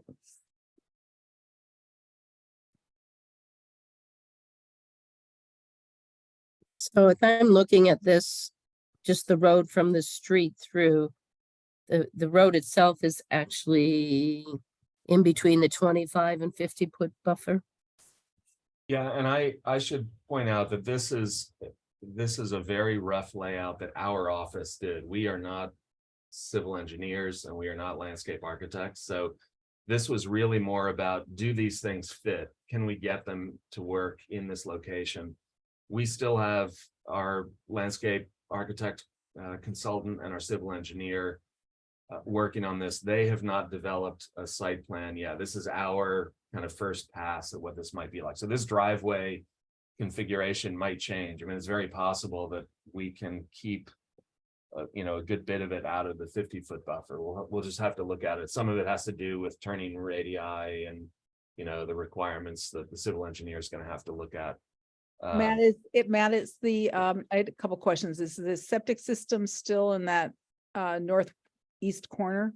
It is, yes. And it's, we are having our civil engineer look at that. We've reduced the size of the building by 1,000 square feet. And so we think we've also reduced then the occupant load and the daily water flow. And so we are hopeful that that septic field size will reduce somewhat.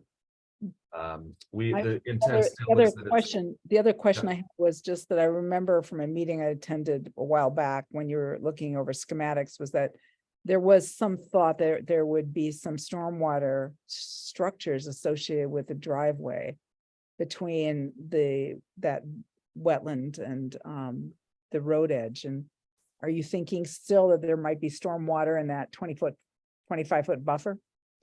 there wouldn't be structures in the buffer. If we have structures, they would go underneath the parking or turnaround sort of in this area, which would be outside the 50-foot buffer. And then there for the driveway, we actually, this dashed line here, if you can see that, where my cursor is a bioswale that's intended to take runoff from the driveway. So the parking lot and the turnaround will be handled by potentially an underground structure. And then the swale, the vegetated swale would take care of the driveway. By underground structure, you mean like an infiltration basin? Like a Caltech system. Okay. I guess my only thoughts would be that, you know, in both cases, you're obviously getting closer to these two wetlands. So any project that gets proposed, we would want to certainly see how the actual wetlands are protected during construction. And then the impacts to buffer zone, you know, some sort of just restoration ideas, or and it could go along with sort of protecting the wetlands again. On either side, I guess I like the idea of reseeding the one wetland a bit with some more wetland mix. But also just leaving it alone.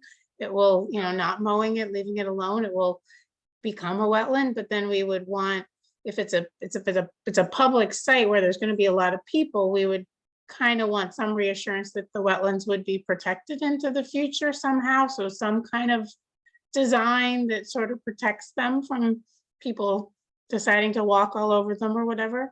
Yeah. Those are some of my ideas, I guess. If there's invasive plants around on the site, you know, invasive removal is always something you Yeah. can propose for doing work in the buffer zone. There's actually along the stone wall on Leverett Road, there's a patch of knotweed that we would, as part of this project, maybe explore getting rid of. I know it's very difficult to get rid of knotweed, but we have had some success in the past, and our landscape architect felt confident that, you know, with a sustained campaign, we could get rid of it. And I mean, the challenge with knotweed is if it's left alone, it's going to continue to spread, and it spreads quickly. So if we can get rid of it as part of this project, we would see that as a kind of amenity really to the property. Yeah. Yeah, I agree with what Beth's saying. I think, you know, we've said this pretty consistently that, you know, we're open to considering and reviewing designs where there's going to be buffer impacts. We've never said otherwise. But we would really like to see some creative thinking going into restoration mitigation options. And I just wanted to throw out that, you know, there are a lot of creative options that could be on the table, both on this property, and I believe a mitigation could be proposed somewhere else on town-owned property where there could be a proposed wetland restoration or enhancement. Am I correct in that? Yeah. Yeah, so that might be a way to think creatively about that as well, to, if it doesn't feel like there are options on this property, though I understand that, you're thinking about the wet meadow being preserved and enhanced. But there could be other options as well to consider. Yeah, I think I'd like to see what the total impact amount on square footage on the wetlands would be. And then what would be the idea for a trade-off mitigation? Yeah, just to be clear, I don't think we are imagining that there's any impact on the wetland itself. Buffer, yes, but not, we wouldn't be extending into the resource. We wouldn't be looking, I don't think, to be affecting the edges of the resource. And so it would really be a kind of temporary condition where we have to go into the buffer to build the building, but once we're done, that buffer would get restored in whatever way we agree makes sense. And so there would be. It's not going to be restored because there's going to be a building in it. Well, no, I'm talking about the area between the building and the resource. Yeah. So that any work area in the buffer would be repaired as we sort of close out the project, right? It would be a temporary disturbance, in other words. The building obviously is in the 50-foot buffer, and that's always going to be there. But in the 25-foot buffer, I think we would be looking to put back what was there, or some mutually agreed way to kind of restore that area. But as of now, the assumption is that we are not affecting the limit of the resource itself. Beth, I see your hand raised. Yes, hi, thanks. I guess I missed something, but why is it so close to the east? Why is it moved east? Why can't it be pushed a little further west and still have that short driveway? And so we need some room between the parking and the building. That's not to say this relationship couldn't tighten up a little bit. And as I said, this is an architect's attempt at doing a site plan, not a landscape architect or a civil engineer, which is the next step. So to your point, it's possible that we could tighten up that space. It's possible we could shift everything slightly further east in order to relieve a little bit of the relationship along the west side. I would just, not to interrupt, I would just urge you to be prepared to address that, because that is how you get the waiver from the 25, like if you have to build within the 25-foot buffer, but the regulatory standard under the bylaw is 50 feet of no touch. So you'd have to explain why it has to be there. Yeah, I don't think that we will find a solution that avoids going into the 25-foot buffer during construction.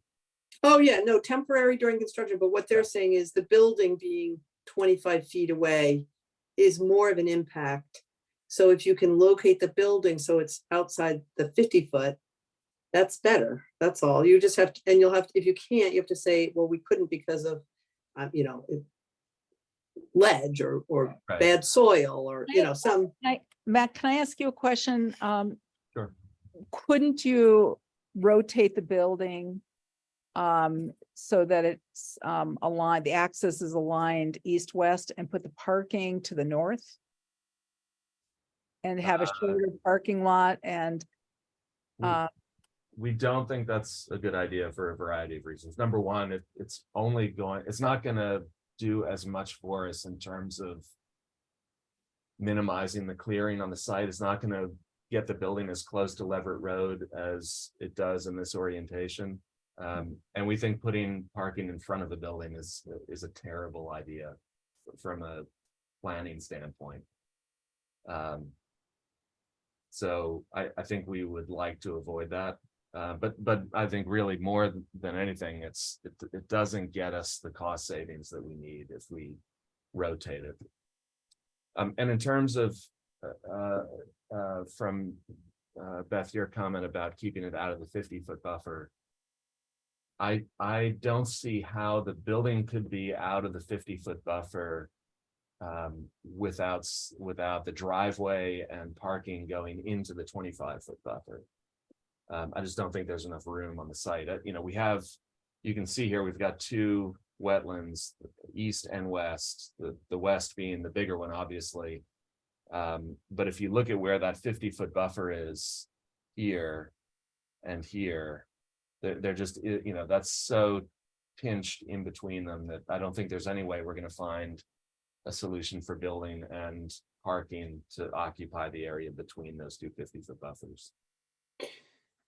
If I could speak again, Madam Chair, I just urge you to describe all reasonably identifiable alternatives. In other words, say, we can't turn it because it just doesn't meet the goal of getting close to the road and reducing costs. But we could move it south, but here's the consequence of west, but here's the consequence of moving. So Yeah. rather than just come in and say, this is the design, you Mhm. need to have at least identified why the alternatives were deemed to be inadequate. Okay. We can And I'm just definitely looking do at that. this picture and saying, well, you squished it up against the 25, why? You know, so you'll have to be able to, you know, just to advise your team, that's the information the commission needs. Okay.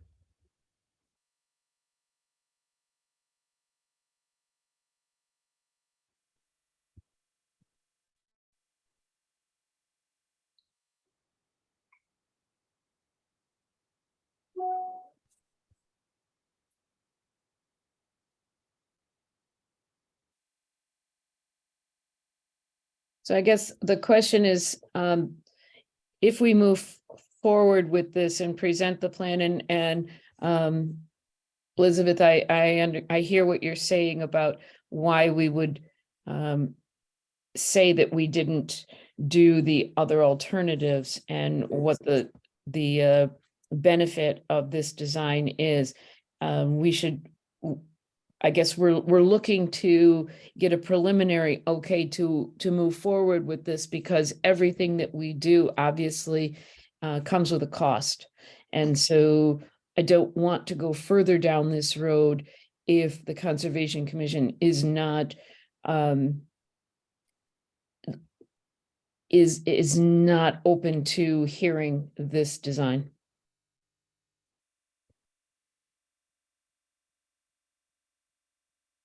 So I guess that's I to the think, commission. I don't know how to answer that. I mean, I think we're open to the designs that you feel are necessary, and hearing how you've explored different alternatives and arrived at the most viable option. And we appreciate the care that's being put into thinking about this from an environmental perspective and a cost perspective, and preserving the quality of the facility. So those are all important things, and we support the library projects. So I think, you know, the devil is going to be in the details, right? You know, I think we'll need to see what you're proposing, and you know, we would like to see some kind of proposals for meaningful mitigation. And I think that with that, we would be very open to considering a proposal. Okay, You guys agree? I see Beth nodding. Yeah. Yeah, I think the fact that that what you have shown here doesn't actually go into any wetland makes it, for me, you know, something that is all right to move forward. And as Mary was saying, start, you know, calculating some of the numbers of buffer zone impact, and maybe talking a little bit more about some restoration or, you know, wetland protection ideas that would be sort of in exchange for some of the impact that's in the buffer zone. And it doesn't have to even be on this site. If there are, or if you propose some things on this site, but you feel like you need something else to kind of add, you know, kind of balance the scales, you know, you could approach the town and explore options with the town, see if they have ideas. I mean, it's a big site, so the hope is that there his opportunity here to have all of that meaningful mitigation on this site. It could certainly be better than it is, so we're could be. hoping this project helps it get there. I'll Yeah, and I'll say- I think that just, I mean, I don't see any major impact that would not make us go ahead and go forward, you know. Any major obstacles to it. I'll say one thing which you might want to consider is that when we've done site visits, and I'm sure you've seen this as well, there's a lot of debris on the property, even outside of buffer zones, but just on the property. There's a lot of metal debris in various areas.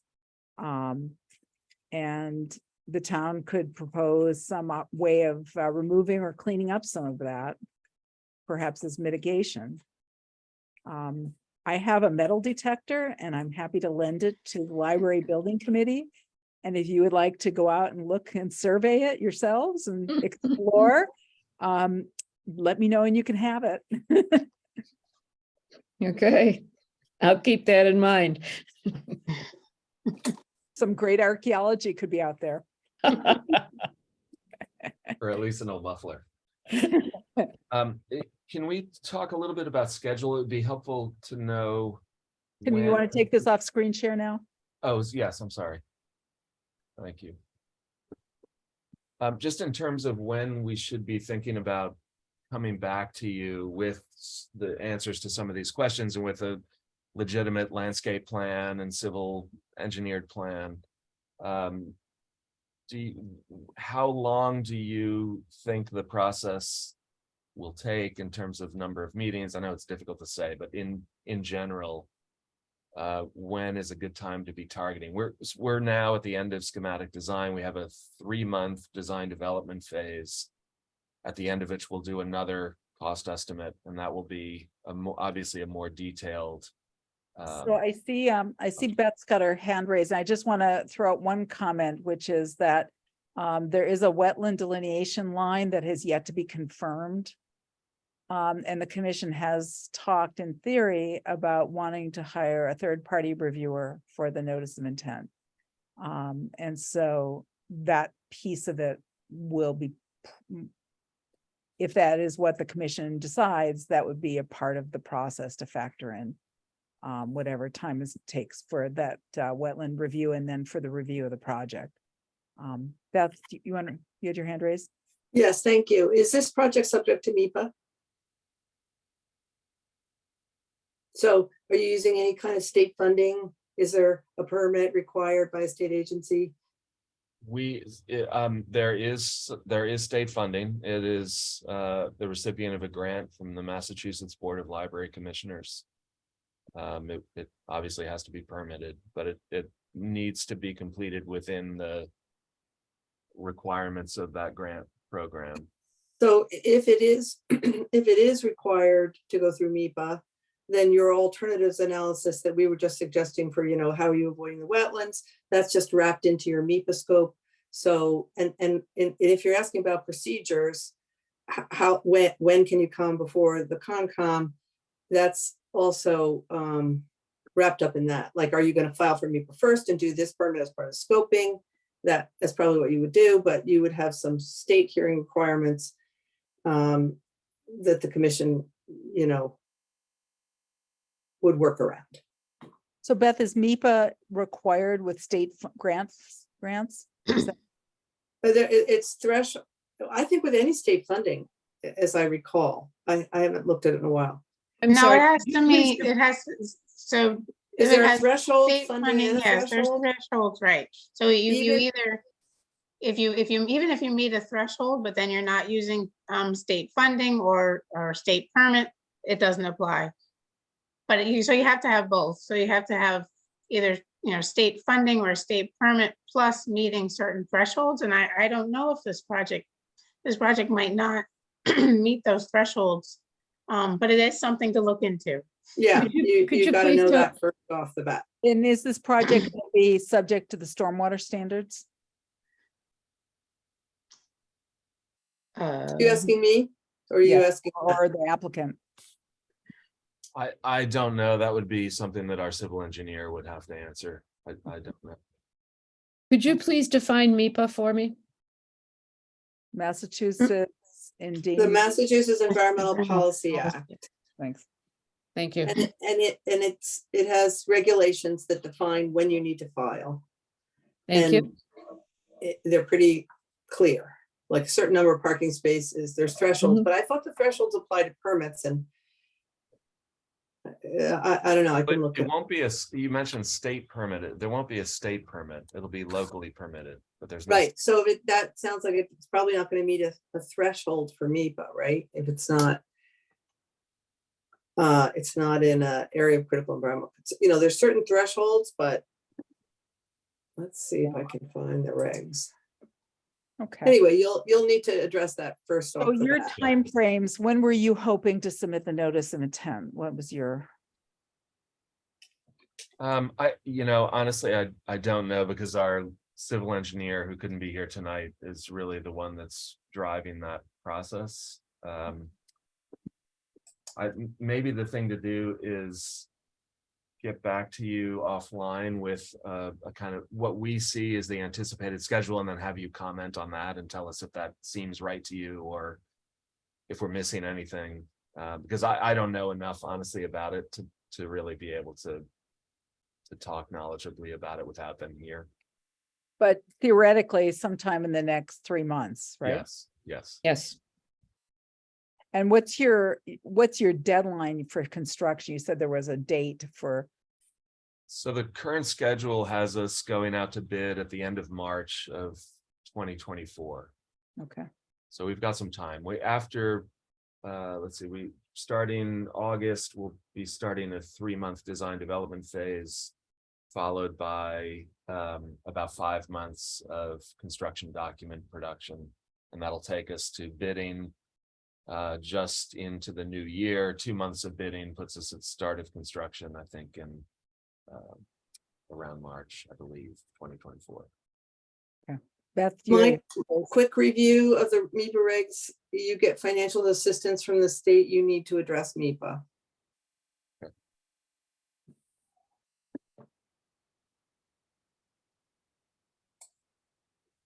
And essentially the analysis of MIPA is reduce your adverse environmental impacts. So the things we were just saying about why are you close to the wetland buffer, that would all have to be addressed as part of that process. Okay.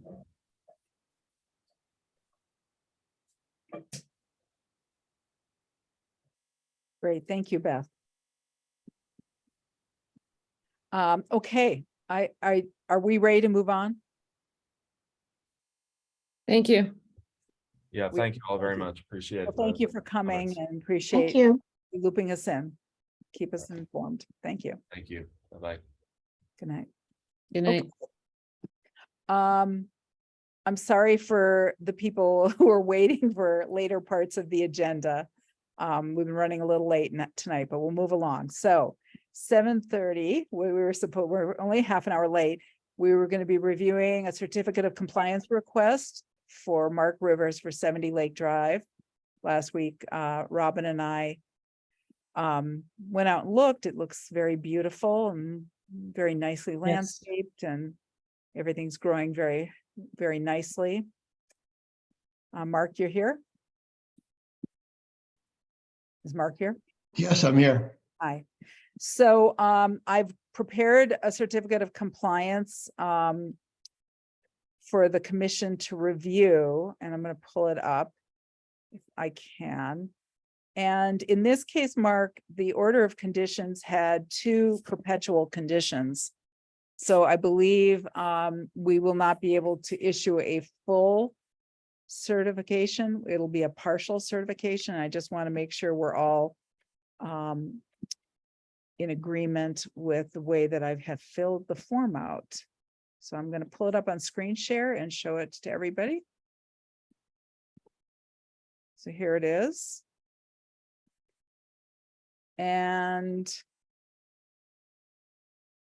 I did not check off complete certification. What I checked off was partial and ongoing. because it's not completely removed. And then I have an attachment with the text of the two conditions that are perpetual conditions, which I'll show you in a sec. Does this look okay to everybody? Mhm. Beth, you think this is a reasonable way to fill it out? And then we have to sign it. And we'll do the signatures. Okay, let me show you how I did the attachment.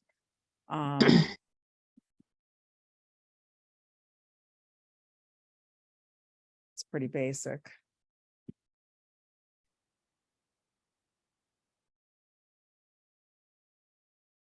All right. You guys can see that? So Yep. it would just be attached. So when he goes to the registry, it would be clear in this document, what are the conditions, so that you don't have to go back and reference the original permit.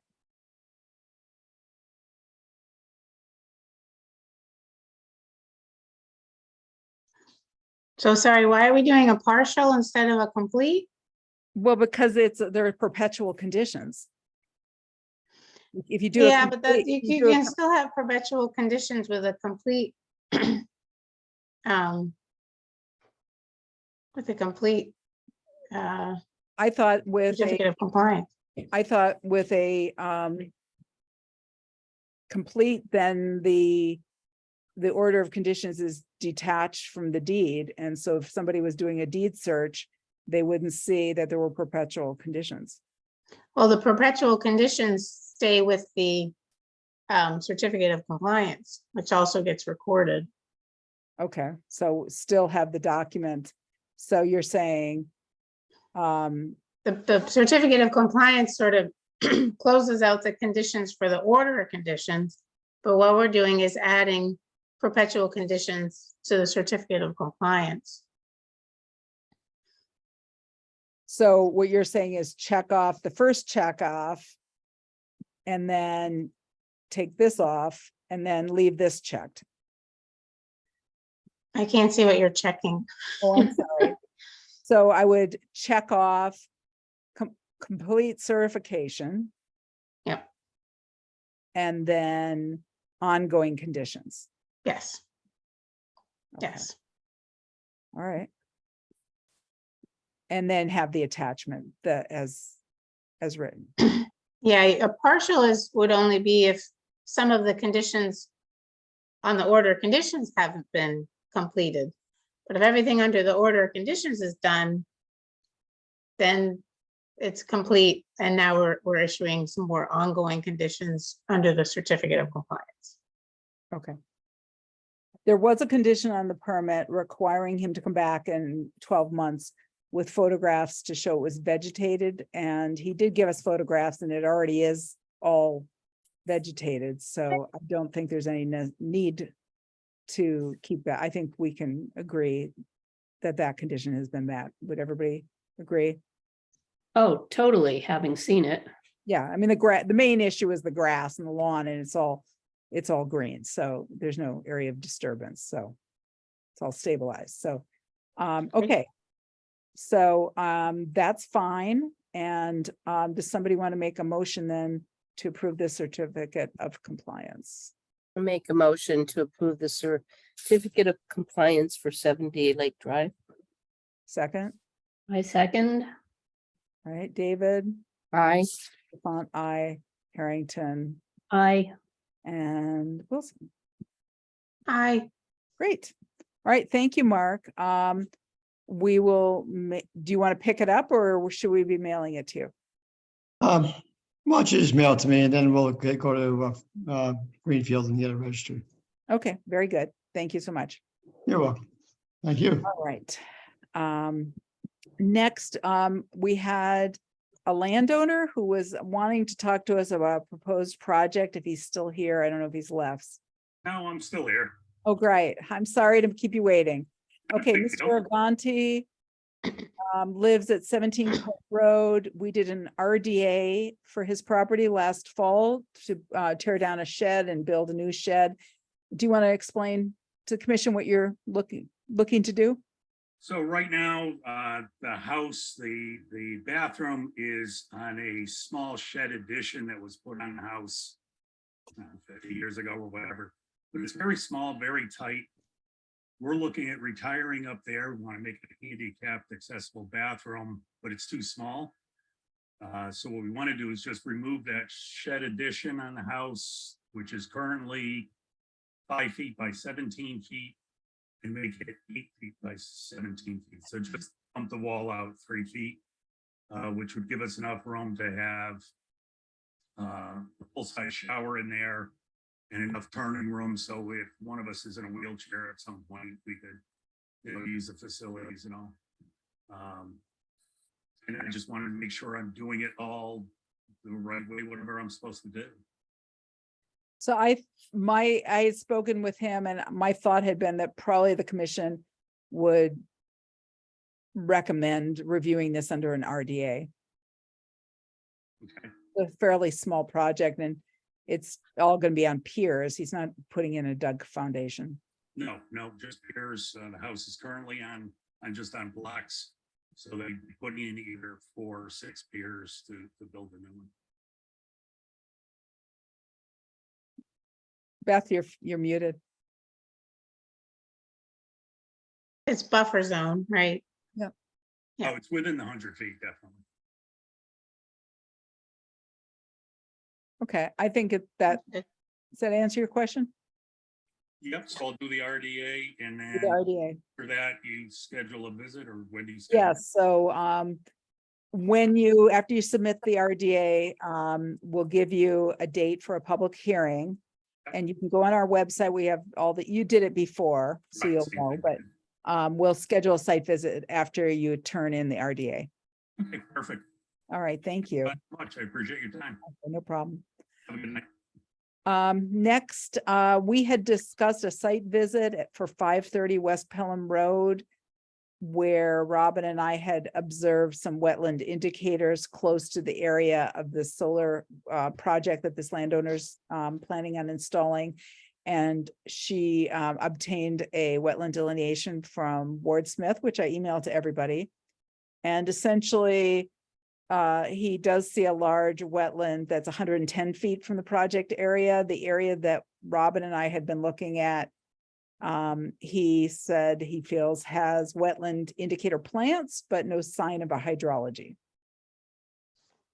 So he thinks it is not qualify as a wetland. So, I want to just get the commission's permission then to approve the building permit. Yeah, Hi. yeah, I okay with that. Okay, great. Yep. Next, we have the draft minutes. We were going to review the June 8th ones, but I don't think we have those. You haven't turned those in yet. I have didn't you? see them. I didn't. No, I'm still working on those. Okay, so we've got the draft minutes from May 25th. And has everybody looked at them? Looks okay to me. Yes, me too. Okay. Make a motion. Motion to approve. Second, I second. David, Aye. Font, I, Harrington, I, Wilson. Hi. Okay, next, the Community Preservation Committee needs to have a representative from the Conservation Commission. I've been filling that role this year. And, I would be welcoming someone to replace me. So I did speak with Beth, and she said she was interested and willing to serve. Sure. Penny Jakes had also volunteered. I think, if we have a commissioner who wants to do it, I would probably suggest deferring to a commissioner. I'm happy to. Oh, very good. Yeah. Thank you. All right. And thank you for asking and offering to do it, Penny. Next, we have our MACC dues for fiscal year 24 that we've got the invoice for, and I just would like the commission's approval to have Carrie go ahead and issue the payment. Motion to approve the payments of the MACC dues. Second, second. David, Aye. I, Harrington. I, Okay, Wilson didn't answer. Hi. Okay, so site visits, oh, we have another issue. Emergency certifications. So, the highway department is having Beaver Solutions install a protection device at the Montague Road culvert tomorrow, which is awesome. And I wrote up an emergency certification and sent it off because they needed it today. And I am looking to have the commission ratify it.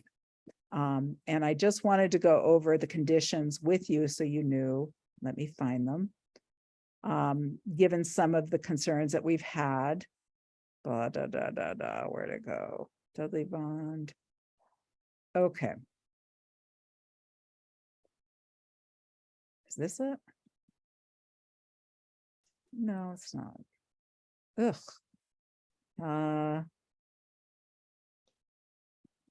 Must be here. That's not it either. All right, well, let me just show you the special conditions I added. I think this is it. All right, so I'm in 24 hours before commencement of work, the applicant has to notify us, Board of Health, Town Administrator, and the downstream abutter. Removal will only be accomplished during manual labor using the procedures from Beaver Solutions. Monitor the water conditions, which is what Mike Callahan does. And then the final thing was around maintenance. Well, there are two things. One is that there's some post holes that are open right on the top of the culvert where the highway department pulled out some posts. And they're filling up with water and eroding, and somebody could trip and break a leg, but they're also just creating a point source for road sediment into the streams, so, or into the culvert. So I've asked them to fill them. They're gonna put the posts back. And I put a condition in for ongoing conditions for maintenance. So highway department will be responsible for monitoring the conditions of the culvert on a regular basis and performing all required maintenance of the flow device. Maintenance must be done by hand unless otherwise approved, at least twice annually or more frequently if the need rises. The applicant will report to the commission by email as to the condition of the device. How's that sound? Sounds good. Okay. Somebody want to make a motion to ratify the emergency? Motion to ratify the emergency certification for the Dudley Pond Montague Road culvert. Second, Second. David, Aye. DeFont, I, Harrington, Aye. and Wilson. Aye. So the next, we're going to try and wrap up quick here. I know we're all getting tired. The beavers have been damming up the Lakeview Road culvert that we've had discussions about and we've done site visits on.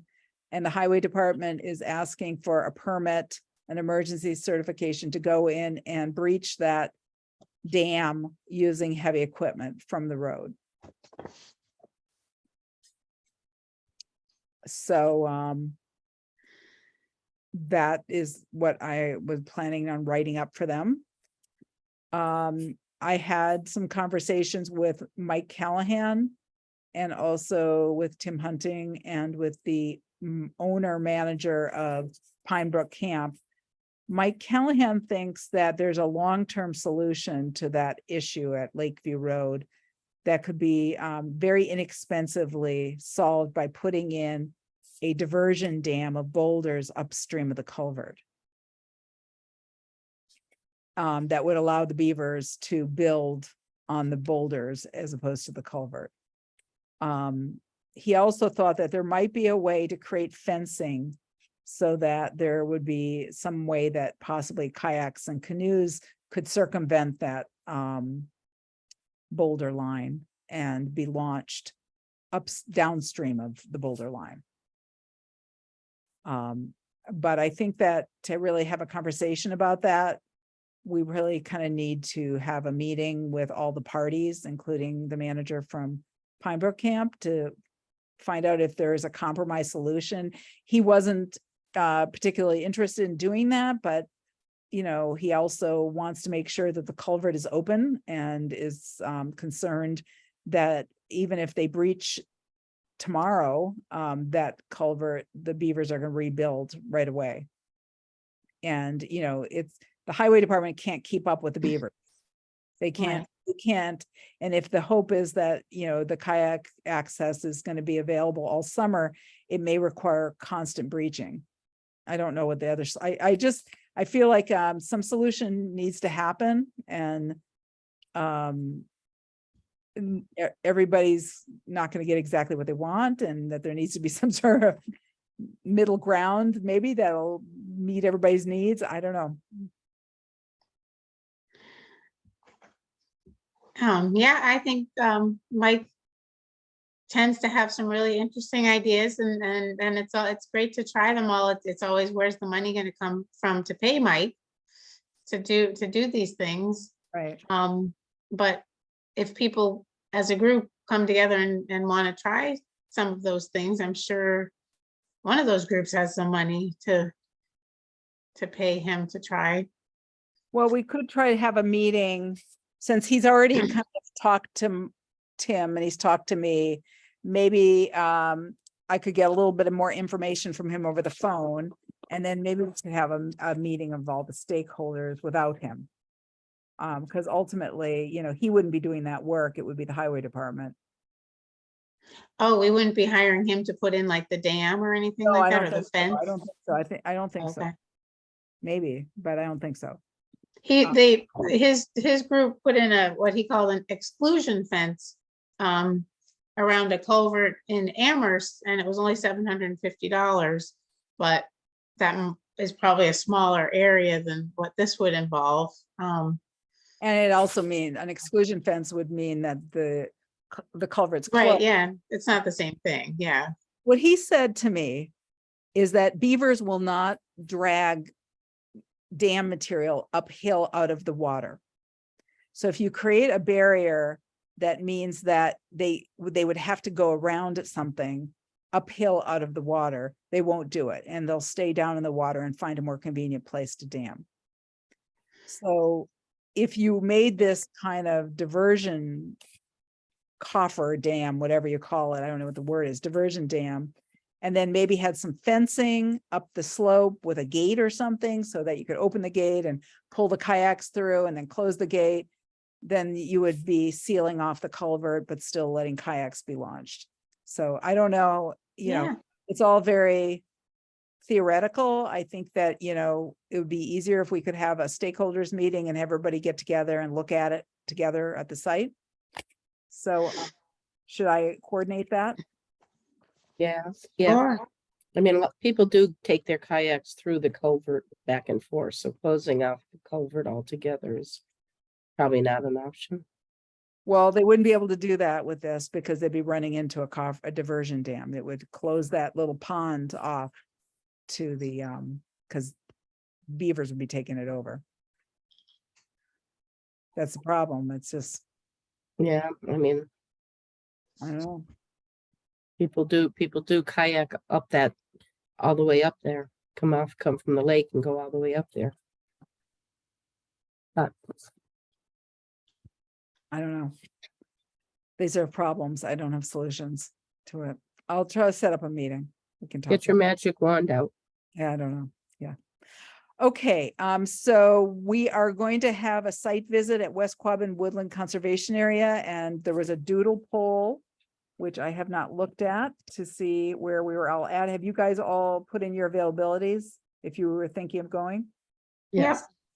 Okay, I will then take a look at it and I will email everybody.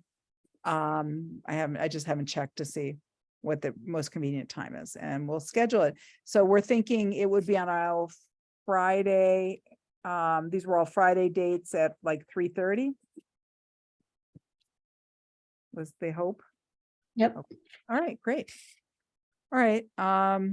The other thing was that at the last CPC meeting, I learned that it wasn't really clear who was going to build the parking area for West Quabbin Woodlands Conservation Area. I thought it was the highway department. I thought that was always how it had been conceptualized. And Penny, you're here. Maybe you recall the discussion from back then. Do you? It was never discussed that the highway department would do that. Now, they did the construction of the parking area for the top of the lake conservation area, right? I negotiated with that with them before I submitted the CPC proposal. Uh-huh. Okay, I think if you want the highway department to do it, you need to bring that to the select board because we don't schedule their time. no, I The understand that. commission doesn't schedule their time. Right. I frankly, I assumed we would have a third party do this one, Okay, but it was never discussed with the highway department. okay. Well, that's why we're talking about it now. Who put in the one for Kestrel? I think the highway department did. Wait, I'm not sure. No, Kestrel? they did. I'm sure they didn't. No, they didn't. They had their own contractor do it. Mhm. And I can what is the reach budget? out to 'em. What? We have $5,000. Hmm. Do you have a location or is that to be determined? Well, that's what the site visit is Right, for. okay. I say we talk about it more at the site visit. Okay, I'm definitely interested in being part of that. okay, great. Well, you filled out the poll and I did. Gail, so I think we'll find a time that works for everybody. Great. Okay, I think that's all I've got unless there were anything else that I'm seeing here.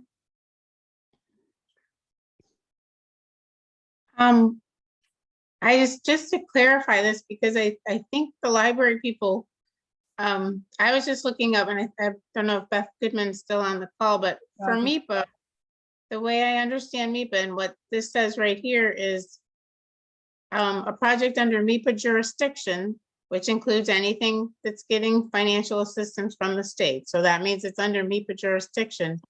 It has to both be under MIPA jurisdiction and the project needs to meet or exceed the MIPA thresholds. So it isn't just if you're getting state funding, you need MIPA, you also have to exceed some of these thresholds. So I just so the library people know that, because that's a big deal if they actually have to do that. So they really should look into the thresholds and figure out if they're exceeding them or not. But if they're not exceeding them, then they don't have to do it. I don't know anything about what those thresholds involve. Do you? I do. Some of it is like square footage. Some of it has to do with natural heritage kind of things. It's a list. It's not that complicated to understand, actually, really, if you read through it. But some of it's air pollution. Like it's all environmental impact in a whole different categories. And it's basically you just go through and if you exceed any of them, then you do have to file. But it's something the library people should definitely look at, but Okay. Well, Penny, you're here. Will you communicate that to them? I shall communicate that to them. Thank you, Beth. Thank you. All right, I don't see anything more on our agenda right now. Our next meeting is July, excuse me, it is, where is July? I'm sorry, it doesn't look, July 13th. Do we want, and we have rescheduled the public hearing, so we'll be meeting at 6 o'clock as planned. And we have a public hearing on Wednesday, July 12th to talk about the bylaw. The 2 meetings that week. But you got off easy this week, so. And we got the July 5th meeting, and I'll reach out and try to find out what time that is.